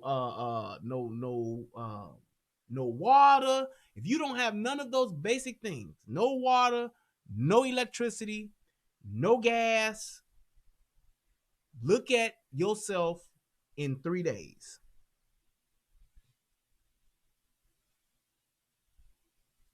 Take those basic utilities away from yourself and take away your water. And fast forward 3 days. Look in your cupboards, look in your pantry, and look in your fridge. Because your fridge food, for the most part, got to go first. Because what you don't eat out of there is gonna spoil. So you just look at that stuff there, and then look at those things that you have in your house that aren't paired. Look at your canned goods and all that kind of stuff. You look there, and then fast forward 3 days. See where you at. If you got enough to survive. See if you can count out 3 square meals a day. They ain't got to be glitz and glamour and rich and fabulous. 3 square meals a day. Water for 3 days. And see what you can do. If you pass that test, now I want you to add on a threat to every day. Every day you got a threat. You got somebody trying to break in. You got somebody trying to take over something, grab something, take your stuff. They trying to get into your place. How easy would it be for them to do that? Whether they got a bat, whether they got a gun, whether they got a machete, whatever the case may be. How prepared are you for that? You got canned goods, and they know you got canned goods, and they trying to get them. How would you fend that threat off for 3 days? Just see if you are prepared to just survive that in itself. Do you have the clothes to keep yourself warm? Do you have the water to keep yourself hydrated? Do you have the food to keep yourself fed? Those 3 things. If you can't pass that test, that's where your work starts. No, you can't go out and spend $5,000 worth of shit and get everything you need in 2 days. But that's where it starts. Food, clothing, shelter. Shout out to my man FCS. But that's what you need to start doing first. Make sure you got that. When it comes to that threat, what does your arsenal look like? Do you have a gun? How many guns? Do you have a rifle? What kind of rifle? Are you going straight biting with a shotgun? Buy yourself a shotgun. I got a 20 gauge and I got a 12 gauge. 20 gauge. Okay. You got a 12 gauge? Okay. You got a 20 gauge and a 12 gauge, and you going out in your garden to pick your tomatoes in the morning. And then you got a nigga like me who watching your ass 300 yards away saying, yep, there go old Joe going out there to get them goddamn tomatoes that I've been waiting on, and they ripe now. So let me go ahead and take his ass out. Bang, bang. All right. He's gone now. So let me run up and get these tomatoes, because I was able to lace his ass down 300 yards away. Could he do that? Nope. He's sitting out there with a shotgun laying out to Lillian. What happened, Joe? I fell down the steps. Oh, Joe fell down the steps. Are you prepared for that? That's the thing. Because it's like everybody ain't gonna come to you mad and raging, banging on your door like a goddamn zombie in World War Z trying to take your shit. That's not how it's gonna happen. You gonna have these motherfuckers that's gonna plot on your ass. They gonna show up at 4 in the morning because they know you sleep. They gonna show up by setting your front door on fire so you run out the back door and they can pick your ass off. They gonna show up with having a woman come to the door and knock with a little child so that your ass will think it's all good and you helping out this lady and a baby, and then they come busting in and got your ass. Are you ready for that? Like I said, I had to look at myself and I had to say, do I got food? Yep, I do. Do I have clothes? Absolutely, always had clothes. Do I have shelter? For the most part, shelter's good. I know how to take doors off and put doors up on windows. I know how to do that. I got a nail gun and everything. So I can fortify my doors. I can nail my windows shut. I know how to do that. I know how to take the doors off the hinges and put the doors up on the windows. I can shoot holes in those doors. I know how to do that. So I'm ready for that. I got the tools to do that. But I said, damn, I've been going to the range and I ain't bought no bullets in a while. I literally had to say that. I said, I ain't bought no bullets in a while, doc. And I had to go look at my ammo. Yes, all my magazines are filled, but my reserves was looking kind of low. So yeah, I can shoot it out maybe 1 or 2 days. But days 3, 4, and 5, and 6, that ammo gonna be real scarce. I wouldn't have ran out. I got a decent amount, but I looked and I said, no, I need to beef this up a little bit to where I'm comfortable. My cans got low. Yeah, I got ammo cans. You get ammo cans. The reason why you get ammo cans, anybody know why you get ammo cans? To keep the moisture off your ammo. Worst thing in the world for a bullet is moisture. Ammo can is a sealed can. Keep it in there. It's a therelationshiprehab@gmail.com.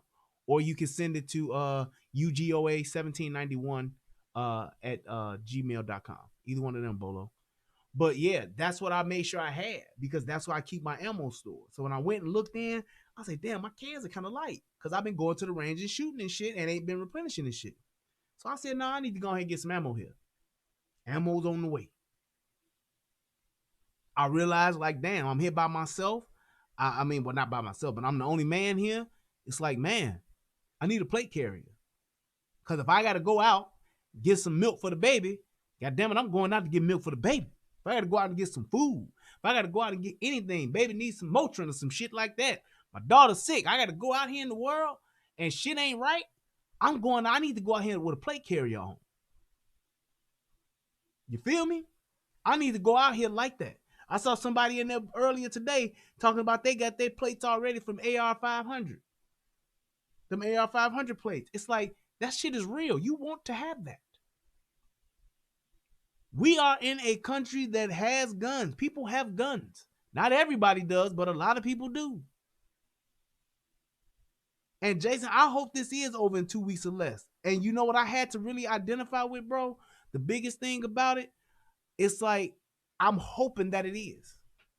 And there's just the instinctive part of me that said to me, you call it your instinct, call it your Holy Spirit, your inner self, whatever you want to call it, that just kept saying to me, that's all good, B, but what if it ain't?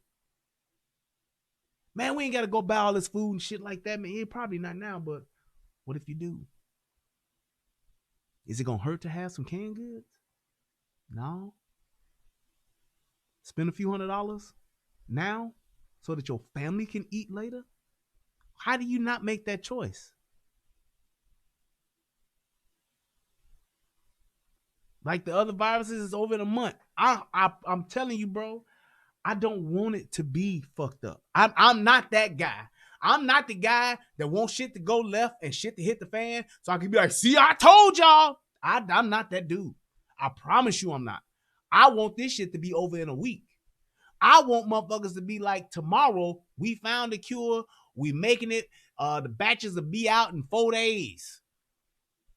We delivering the shit through military helicopters. We'll be dropping off doses of this cure. I want that to happen. Because it's like, I don't want it to be the other.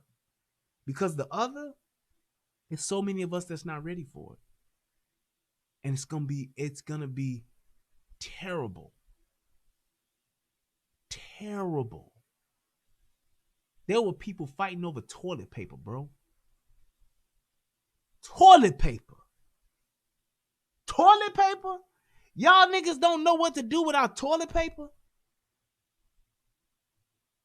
Come on, man. Y'all don't know what to do about toilet paper, dog? Nah.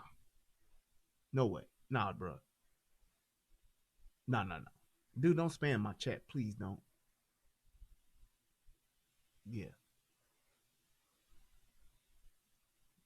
Yeah, remove some of them. You can just make your point, bro. It ain't like I got 5,000 people watching and you got to put it in there. But yeah, you can chill with that.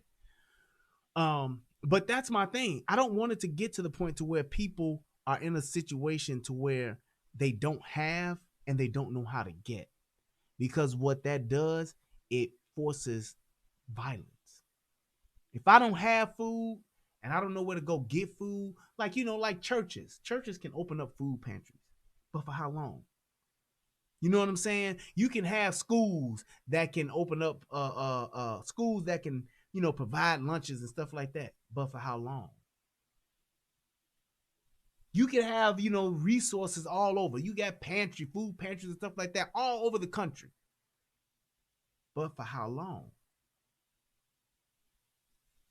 That's my thing. And when you don't have those type of resources available anymore, violence ensues. Niggas take to the streets. Niggas start rioting. Case in point, look at Katrina. And I'll be done after I make this point. Think back to Katrina. Think back to Hurricane Katrina and think about how it happened. So you had this bad weather was terrible, all that shit happened. Then you had the flooding, right? And people, even all my conspiracy theorists that say, yeah, they blew open the dam, they blew open the levees, they blew up the levees, and that's how it happened. And then they came down there and all right, I get it. But what happened after? When the water came in and everything flooded, what happened? People died, people robbed, people raped, people pillaged. All them people went to the Superdome. They had shelter. Shelter, but no order. No order. They didn't have running water, so they didn't even know, hey man, just don't shit anywhere. They did. They just shit it anywhere. That's a biohazard. Fuck the smell. That's a biohazard. Them people didn't even know, hey man, shit in a bucket, take the bucket, pour the bucket into a big ass motherfucking can and you burn the shit. Or you bury it. They didn't know that. They did not even know that. So what were they doing? They were shitting everywhere. Now it's a biohazard. People get sick. People get diseases from that shit. Then you have what? People taking shit from people. Robbing them for clothes, robbing them for shoes, robbing them for pussy, doing everything.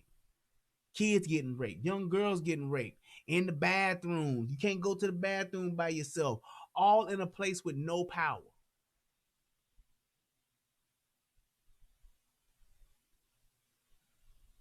And the whole entire world is watching this shit. People riding around on boats trying to save people. And we knew this shit was coming. We knew it was coming. Hey, it's a bad storm coming. It's going to be some flooding. It's going to be some fuck shit happening in New Orleans. Get out of there. Motherfuckers stayed. Didn't want to leave or couldn't leave. Or just like, fuck it. This shit ain't going to be that bad. And then it was. And then it was. Police was like, fuck this. I'm out. I can't stop all these niggas.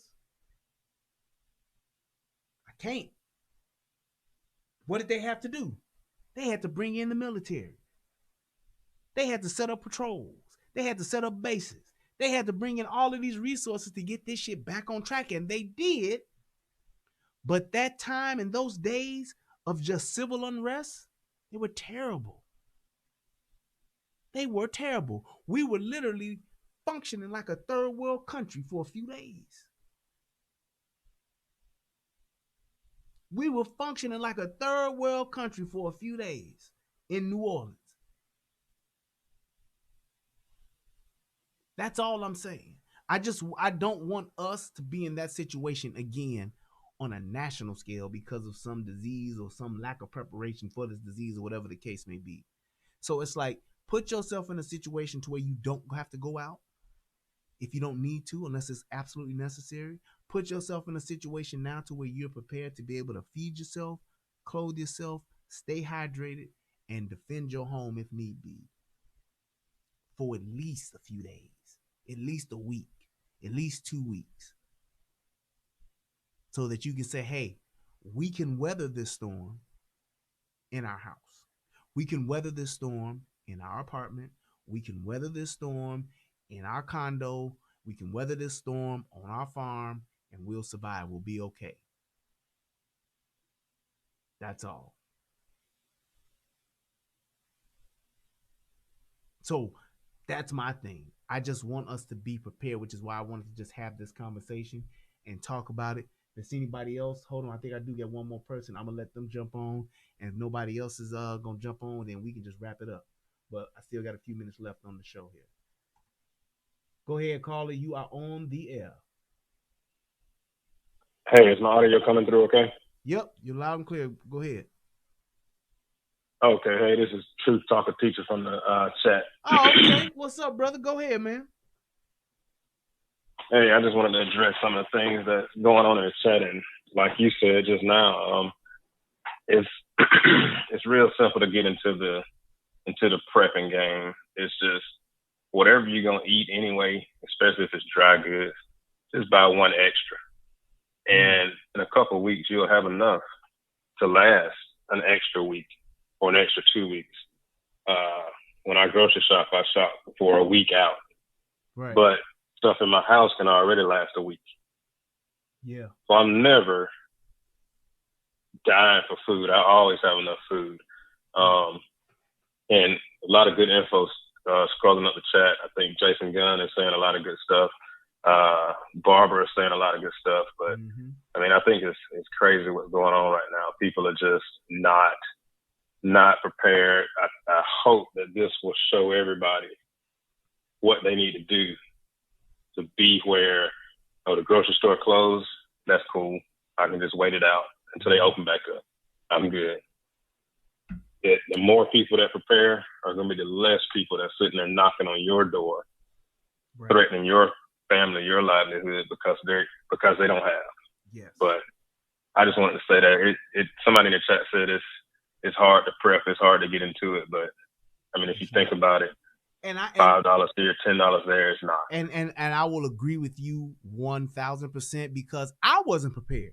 I was not prepared, and it's like it cost me a few $100s for me buying for 3 and more because I went out. Not of course, but because some people don't.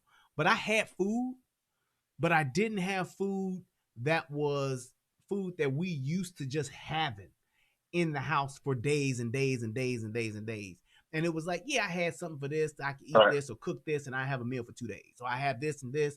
I got a meal for 3 days. But when I actually took that inventory and looked around, I said, shit, it's a lot of shit I don't have. And if we lose power, it's a lot of shit that's fucked up that I ain't going to be able to do. Like, I know I already had my propane for my gas grill. So there's my fire right there. Power go out, gas get cut off, whatever the case may be, I got my grill. There's my stove. See what I'm saying? So people don't think like that. I got charcoal. I always keep a shit ton of charcoal and shit because I love the barbecue. So it's like I had charcoal and shit like that. I got the pots and pans already, but I didn't have the canned goods, that the stuff that was non-perishable that can sit, that I can keep to where we don't have it for days and days. So I said, fuck, I got to get my canned game good up. I got to go out and try to find me some more noodles and all that type of shit that we can have that's quick shit that'll just sustain us. And like you said, had I been doing it all along and saying, well, let me buy just one more can. Well, let me buy just one more bag of this. Yep. Let me get one. Like, I cook beans and shit like that. I had just cooked about a month ago. I had cooked my last thing of beans and had used the last bag. I usually keep at least 2 bags of those big bags of beans because I usually do that in case I'm not, so whenever I want them, I'm not out. I didn't have it. So I had to go buy 6 bags. You see what I'm saying? But like you said, which was an incredible point, when you go out and you shop for this stuff, just buy one extra. Buy one extra now and store it. You get enough stuff, put it in because they're non-perishable, put that shit in a box, put it in your garage. You label it something that you know what it is and just put it in the garage. Stack it up. Stack up a box of canned goods with rice, with beans and shit like that, because those are the essentials that you need. That's your protein. It's that simple. He is 1,000%. That's the pasta right there. That chorus pasta Barbara just put in the chat. That's $1 a bag. I'm sorry. $1 a bag, and that stuff I think it lasts. You said repeat that. I'm sorry. Repeat that. I didn't hear you. You said Barbara just posted in the chat that Coors pasta or whatever. Oh yes, that's $1 a bag, and I think sure it lasts like a year. Yes. Like, I mean, it's little simple stuff like that. And another tip: propane never expires. Mm-hmm. It'll last forever. He is, man. So you buy one of those little Coleman camp stoves, in those little small containers for like $6 for 2 of them. Just buy one extra per month. 12 months from now, you got 24 cans of propane. Yep. I mean, it's little stuff like that people don't think about. And I didn't know. And I didn't know that. Somebody told me that. I want to say maybe about a year or two ago. I didn't know that propane didn't expire. I did not know that. And it was like, yeah, man, I forgot who the fuck it was, because I was asking. I said, man, it was one of my buddies at work. I had a thing, and I was like, man, I don't know if I still got gas in there or not. He said, well, just light it up and hook it up to your thing and turn it on. I said, yeah, but won't the gas like seep out? He's like, propane never expires, dude. He said that shit is gonna always be good. I said, wow, I didn't know that. But yeah, dude, you're right. So just stockpile those little camp stove things, and I mean, you get 24 of them, you good for a year on gas, on just boiling water, stuff like that. I mean, it's real simple. It's not a big thing that people got to jump head over heels into. And that stuff, what is it, doomsday preppers on TV? Yeah. Man, these people spend thousands and thousands of dollars on stuff. You don't have to go that far. You just start small. When you get your income tax, spend that $200 on an armored chest rig and everything for Christmas, instead of buying some new Jordans. Buy yourself a plate carrier. I'm telling you, buy yourself soft armor to carry around in a book bag. You ain't lying. I mean, it's simple stuff. Yes, sir. Buy a box of ammo every 2 weeks. You'll stockpile in no time, man. I just hope this thing just opens people's minds. I told my friends a month ago when this started, I said, go out and buy in bulk stuff that you already use, but don't use it. Just throw it in the corner somewhere, forget about it. Yep. That way, in a few weeks, when this stuff gets crazy, when the crazy people come out and they start hoarding stuff in the store, you're not affected. Yeah. And some of them listened, some of them didn't. So the people that listen were like, dang, I'm glad you said it, man. Yeah. So, I mean, it's simple. That's all I wanted to say, man. Hey, man, thank you so much. Great show tonight. Man, great topic. That was just great information, dude. I appreciate that, man. That's one of the reasons why I just love everybody that's a part of Soto Nation, and I'm so grateful for what Tommy does and just providing us with a network of people and a platform to where, we can do stuff like this, man. This is like, I've learned shit tonight. I hope that you guys have learned things tonight, and it's like, this is what it's about when we talking about us learning from each other and just being better people, getting that knowledge. It's stuff like this that allows us to do that, and I'm just glad I was here. Barbara, I would love for you to put together one last thing. Yeah, go ahead. I think Jason Gunn was talking about gold, and I was talking about silver. Either one, gold or silver. Silver is about $20 per ounce. Mm-hmm. Man, just throw $100 at it. Get it shipped to your house. You can hold it, and you can sell it if you need that money later on. But to have gold or silver stockpiled, man, if the dollar just disappeared, if the dollar crashed, if the banks closed forever, you can go to somebody and say, hey, I need some water. I need some rice. I need some whatever. Here's a silver coin. Right. It's going to be worth something once our economy comes up. You can barter, man. See, Jason just said get gold. Right. But what I was telling him, gold about the size of a penny is worth about $200. Yeah. So you have to give me a whole cow if you're going to give me that much gold, man. But that's why that's what we arguing about, gold versus silver. But I say silver because it's smaller denomination. Precious metals. Either one, man. Just start one, somewhere. Of course, is more valuable than the other. But I mean, if in every society, gold is always the standard. So it's like that's just a fact. It's just been like that since the dawn of time. But gold is always the standard. But one of the other things that Jason, thank you so much, man, for the phone. Did you have anything else you want to add? No, man. It's a great show, man. I'll holler at you later. All right, bro. Well, I appreciate you, man. I appreciate your time, and I appreciate every donation and stuff, and just the time you take to always come and support the show, man. Thank you, brother. I appreciate it. Ain't no problem, man. No problem. All Be right. easy. Later. But one of the things that Jason put up there that I love, and I've never done it, but I have seen it, and I have and I believe I could do it if I needed to. And he put in the chat talking about dressing an animal. Now, some of y'all, especially some of you loose niggas, don't know what the fuck that means. Basically, what that means is being able to kill an animal or have a dead animal and be able to prep it to where you can get off the meat of it that you need. So that means cutting off, that means being able to string it up, slit the throat, drain the blood, peel the skin, cut off the hooves, cut off the head, and then being able to go in, gut it, take all the guts out and all that shit that you don't need, and then being able to cut up and slice off those sections of meat that you need. A lot of people don't know how to do that. Like I said, I've seen it done. 90 seconds. Gotcha. I've seen it done. I've never done it before, but I definitely know if I had to, I could do it. I definitely do know that. If I needed to do it, I could shoot me a wild hog. I could shoot me a pig or something like that, and I could definitely do it if need be. I'm gonna go ahead and end this blog talk. But I could definitely do it if I needed to, and that's definitely something that's important, because if you do got to go out and hunt, you got your AR-15, you got your 22 or whatever the case may be, you go out and you shoot you a deer, you go out and shoot you a wild hog or something like that. You just don't take that motherfucker and put it on the grill. You got to be able to prep it. You got to be able to dress it to where you can do that. You go and you barter and you buy a cow from somebody. You catch a cow wandering around.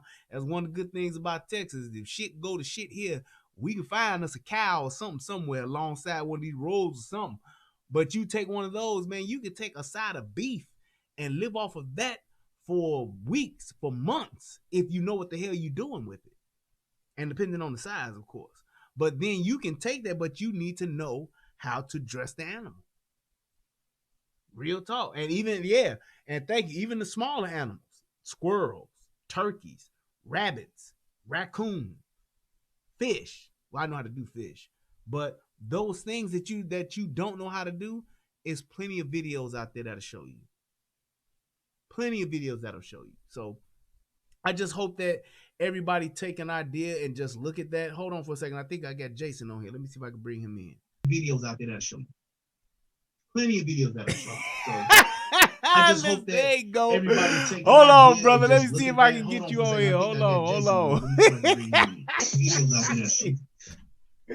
of videos that'll show you. So I just hope that. All right, hold on. Let me turn this on. I can't hear you, man. All right, hold on. Can you hear me? I can hear you. Can you hear me?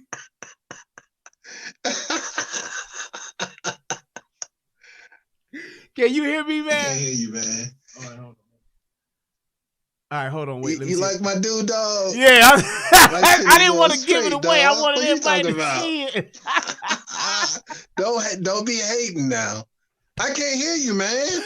Hold on. Let me see if I can. Hold on, man. I can't hear you. Can you hear me now? Yeah. I got you now. All right, let's do this. Don't be messing with my dude, dog. Wait. Don't be hating. Go here. Don't be hating, Mr. Charlie Sheen. Oh man, boy, this boy here is wild. Mr. Charlie Sheen, don't be hating on the brother. this boy here. Hey Brian, this is how I ride in my convertible. I don't know how to make it to where it's just you. I just wanted to put you down there, but whatever. We're just rocking like this. Yeah, I'll just do it like this, a side by side, Drake. There we go. It's all good, bro. Yeah. However you want to do it.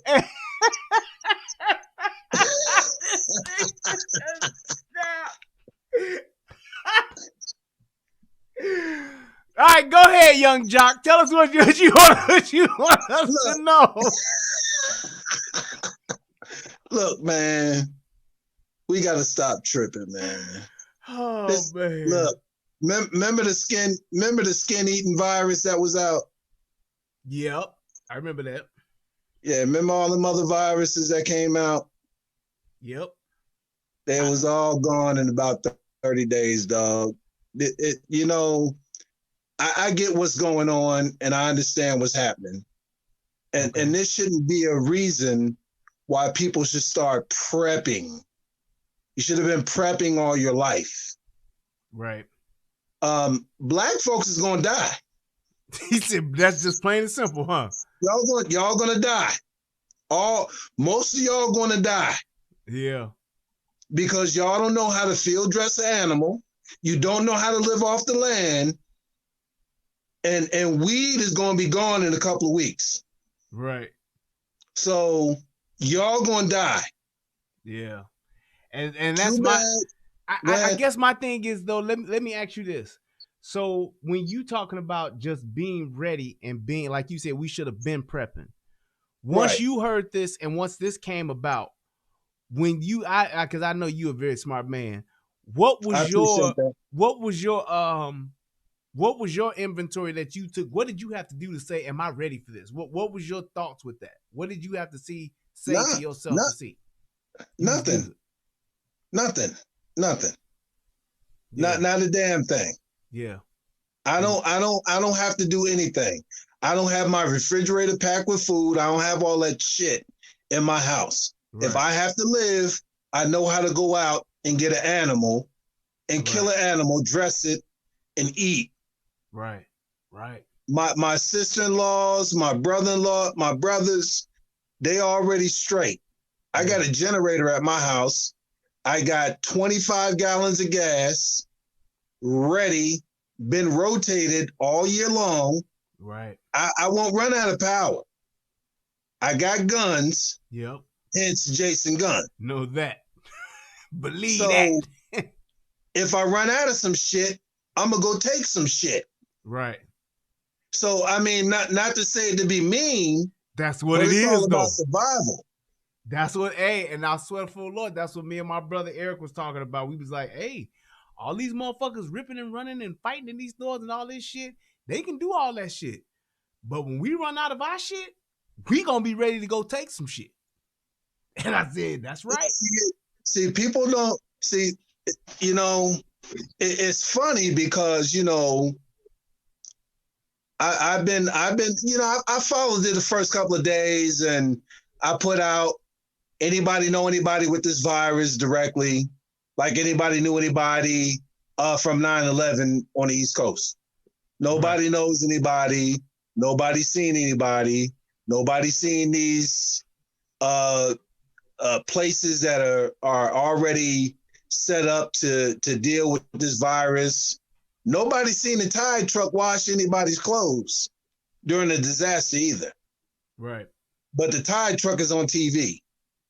Yeah. So it's all about the media putting out this crap, trying to scare people, get the economy in a bunch.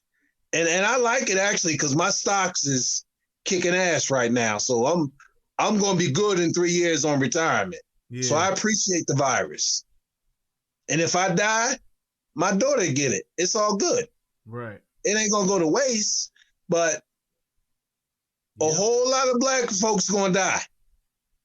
I want to say that again because they're not prepared and they don't know how to be prepared. Right. The streets can't get you prepared. Very true. You better start listening to these white folks and doing what they do. Because that's how you're going to live. That's how you're going to survive. Start watching these YouTube videos like we all probably do. Some of us, not all of us. Some of us do watch these videos. I can skin a squirrel. I can defeather a bird. I'm going to eat. Yeah. I'm going to eat. I guarantee it. Right. In my neighborhood, when the lights go out, I'm the only one in the neighborhood with lights. Yeah. I keep my gas and I rotate it. Like I rotate my bullets out, I rotate my gas out. Yeah.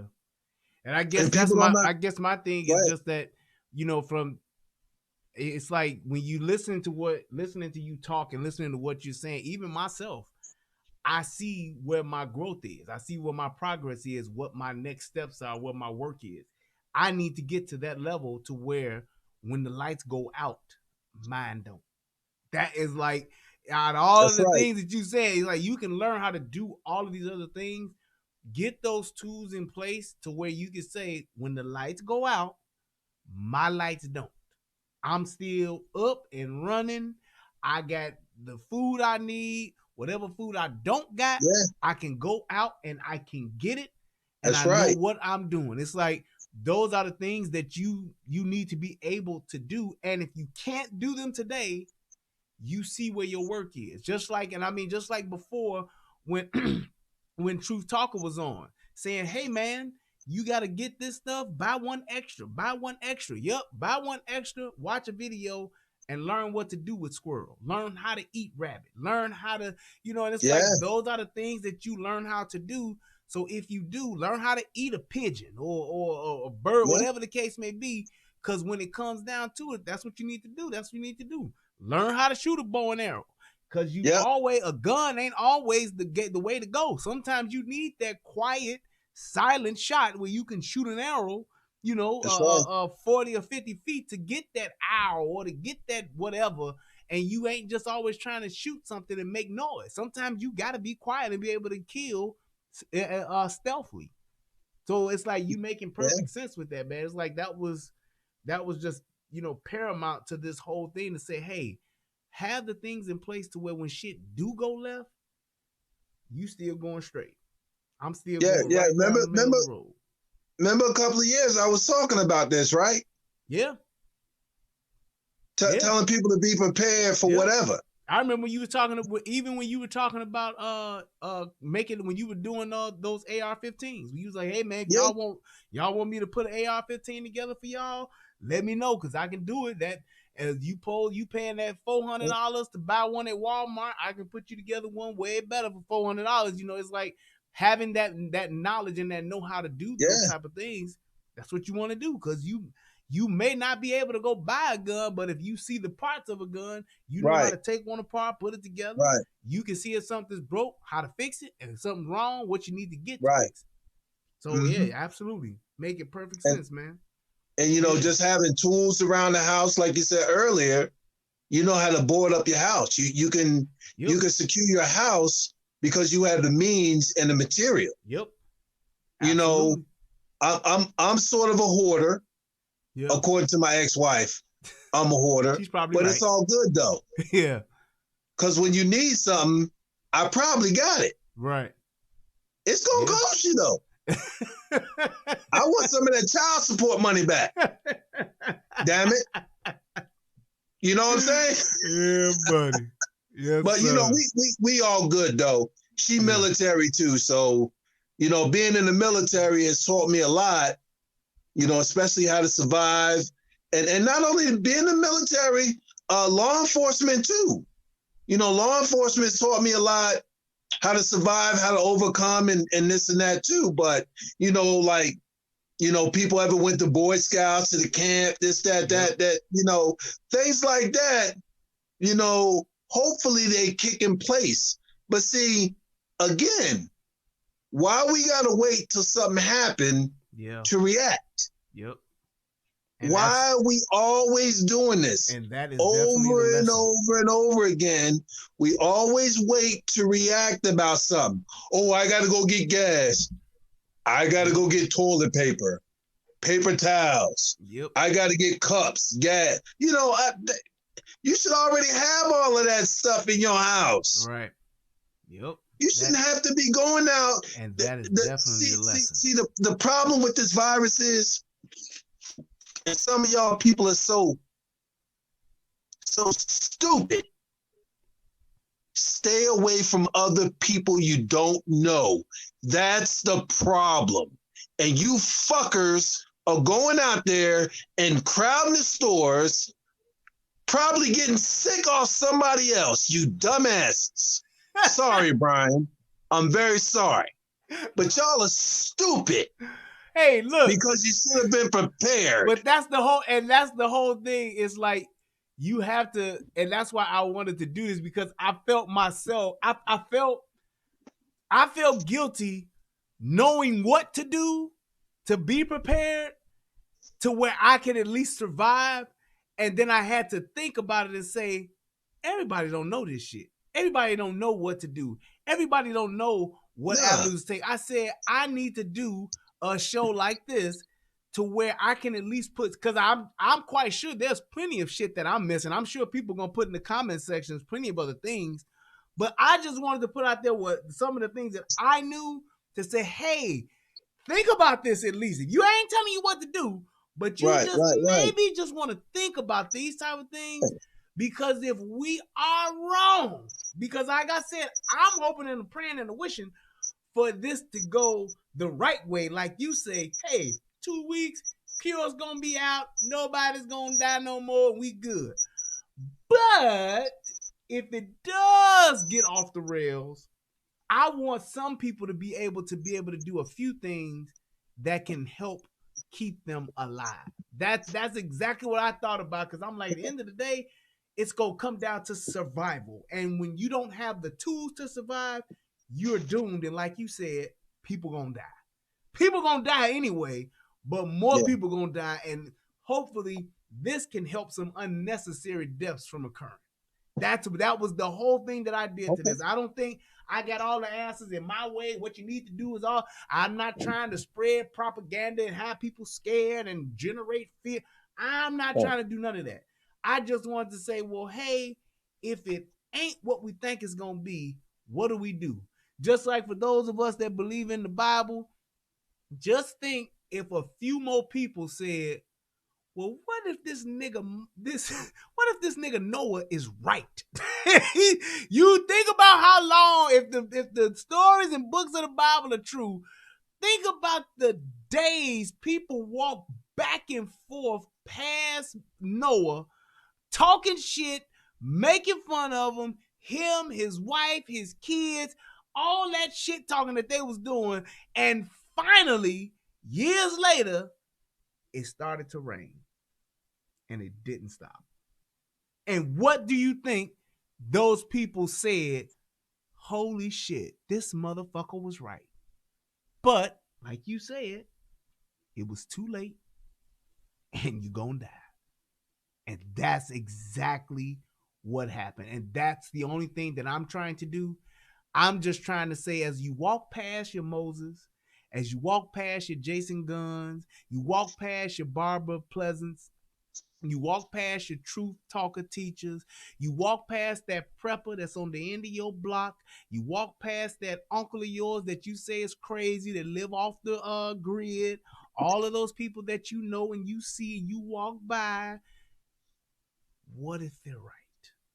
And if they are, how prepared are you?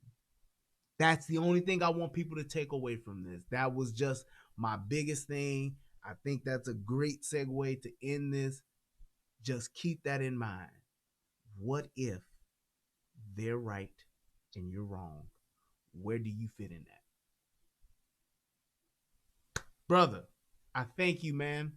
I appreciate you for joining us. I'm glad to see you doing all right. Your Tom Cruise, your Tom Cruise hairdo is banging. This is the Tom Cruise. I ain't gonna hate on your Tom Cruise, nigga. This is the 50 seg of Tom Cruise. So don't be hating. Don't be hating.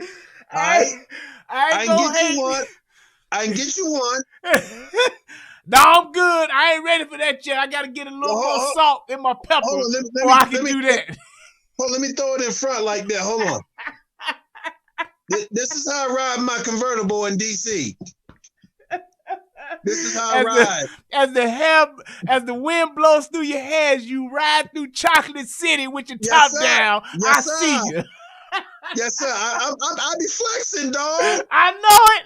I know it. We can't do this. I know. I ain't on your level yet. After I get my generator, then I'll go into looking into getting my hair right. Look. I'm going to keep playing with it. You know how Tommy say, baby, hold on. Right. And then you got to put the finger right through it. You got to do it's the finger. Hold on. I'm itching. Hold on, Brian. That's how they do it. That's the weed, Pat Doc. You got it. Look, I be paying attention. I ain't no fool. But look, well, I appreciate you, brother. Congratulations on Mama Bear. I'm gonna you. send you a little something for little man. Yeah, buddy. Ain't nobody topped my donation, Brian. I don't know. Oh, wait, hold on. Let me see here. Ain't nobody trying to top my donation because we could do a donation fight tonight. He said a donation fight.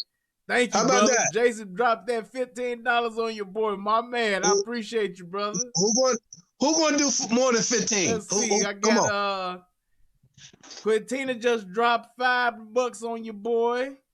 That's what I'm talking about. Mike said Mike dropped $4.44 on you with the Jay-Z album, my man. I appreciate you. Let's see who else. Deshaun just hit your boy off with $5. That's what's up. All right. Let's see who else.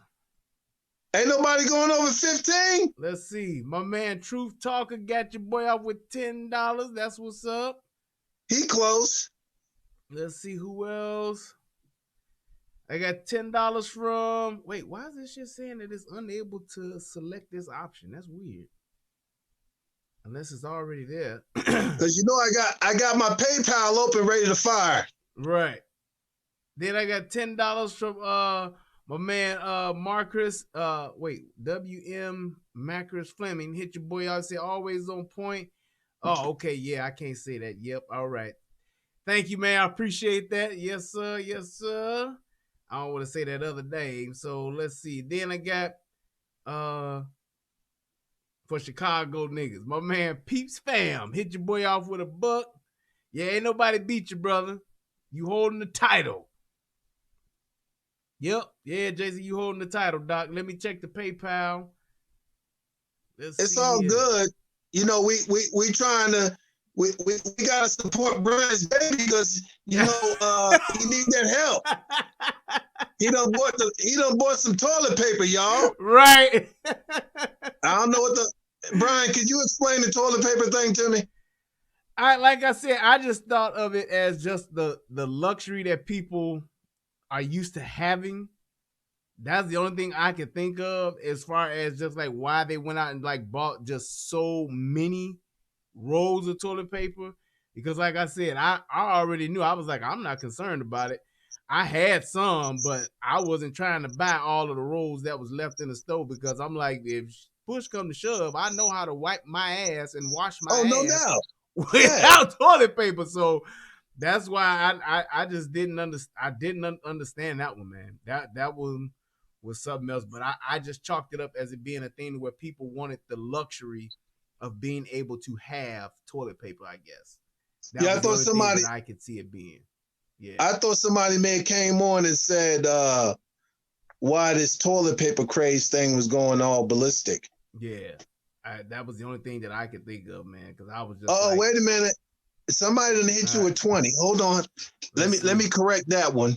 All right. Let's see here. Hold on. Wait. Here we go. So we got my man James McCuster hit your boy off with 10 on the PayPal. Okay. Then we got Fransua Vasquez hit your boy off with 10. Then David Kennedy hit me with 10, and he just hit me with 20 right there. So he had 30. That's what's up. I appreciate you, Doc. Yeah, buddy. Okay, who was that again that hit you with 30? David Kennedy. He hit me with 30. Okay, David Kennedy, top this one, baby.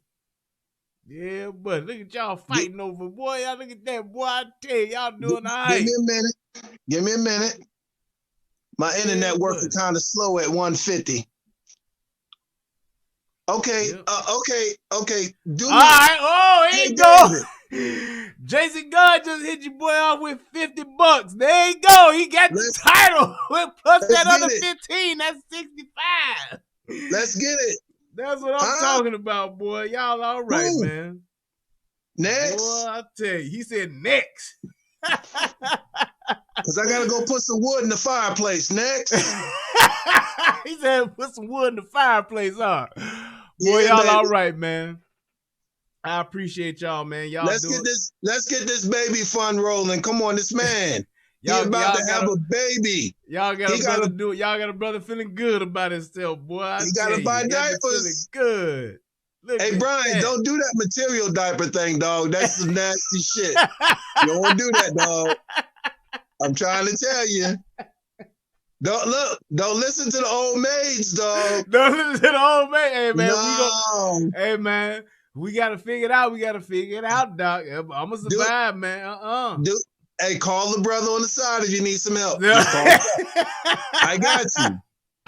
I might have some spare ones sitting on the side. They probably about 20 years old, but I probably got 20 years old, but hey, they might work. Yeah. My baby girl 22, so they're gonna be a couple of years old. Yes, sir. Yes, sir. But I got your back though, baby. You call me, you need something. Yes, indeed. I appreciate it, man. And you know, good. You know, I do mobile ass whippings too. Mobile, huh? Yeah, I'll come to you. Mobile ass whippings. Yeah, just give me a location. Park out front. I'll go whoop ass. I park out front, whoop that ass, and send it right back on in. Well, I appreciate y'all, man. Thank you guys so much, man. It's been a great show. I really enjoyed it. I really hope that we help some people. I'm gonna actually do another show once I get my my plate carrier and my other stuff that I have ordered. So if y'all want to come up with like some lists of some things or some areas y'all want me to cover, shoot me an email. If y'all want to jump on, just like how Jason did, just how like the people that called in and stuff earlier too. Barbara's giving some great advice. If you all want to put some stuff together and want me to either present it or y'all want to come on and do it, we could do that. Like I said, in the next week or two, that stuff will be here. All of my stuff should be here, but you guys just let me know. Thank you all so much. I appreciate you guys for tuning in, clicking the like, subscribing. Jason, I appreciate you, brother. I'm going to go ahead and get on out of here with you. And to everybody else that just took the time to do what it is that we do and just help each other. Like Bolo said earlier, it's just about showing that love and just saying, hey, I got you. I ain't going to let you fall. I can help you when I can, and I'm going to do what I can to help you just because I love you, and it's the right thing to do. And I just want to tell everybody out there, hey, I love y'all. I appreciate y'all. And thank you to everybody that helps me do what it is I do. Thank you to everybody that tunes in, that clicks the like button, that clicks the share button, all of the moderators that continuously show up and do what it is that you guys do. You guys help me, and you don't have to. And I appreciate it. And to everybody else that's in Soto Nation that will come back and watch this, leave a comment, whatever the case may be, thank you.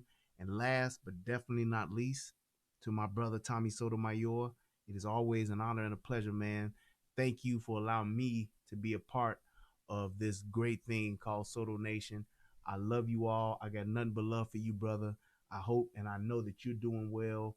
And if not, it's going to get better no matter what, because you are a survivor. I love you guys. Thank y'all so much.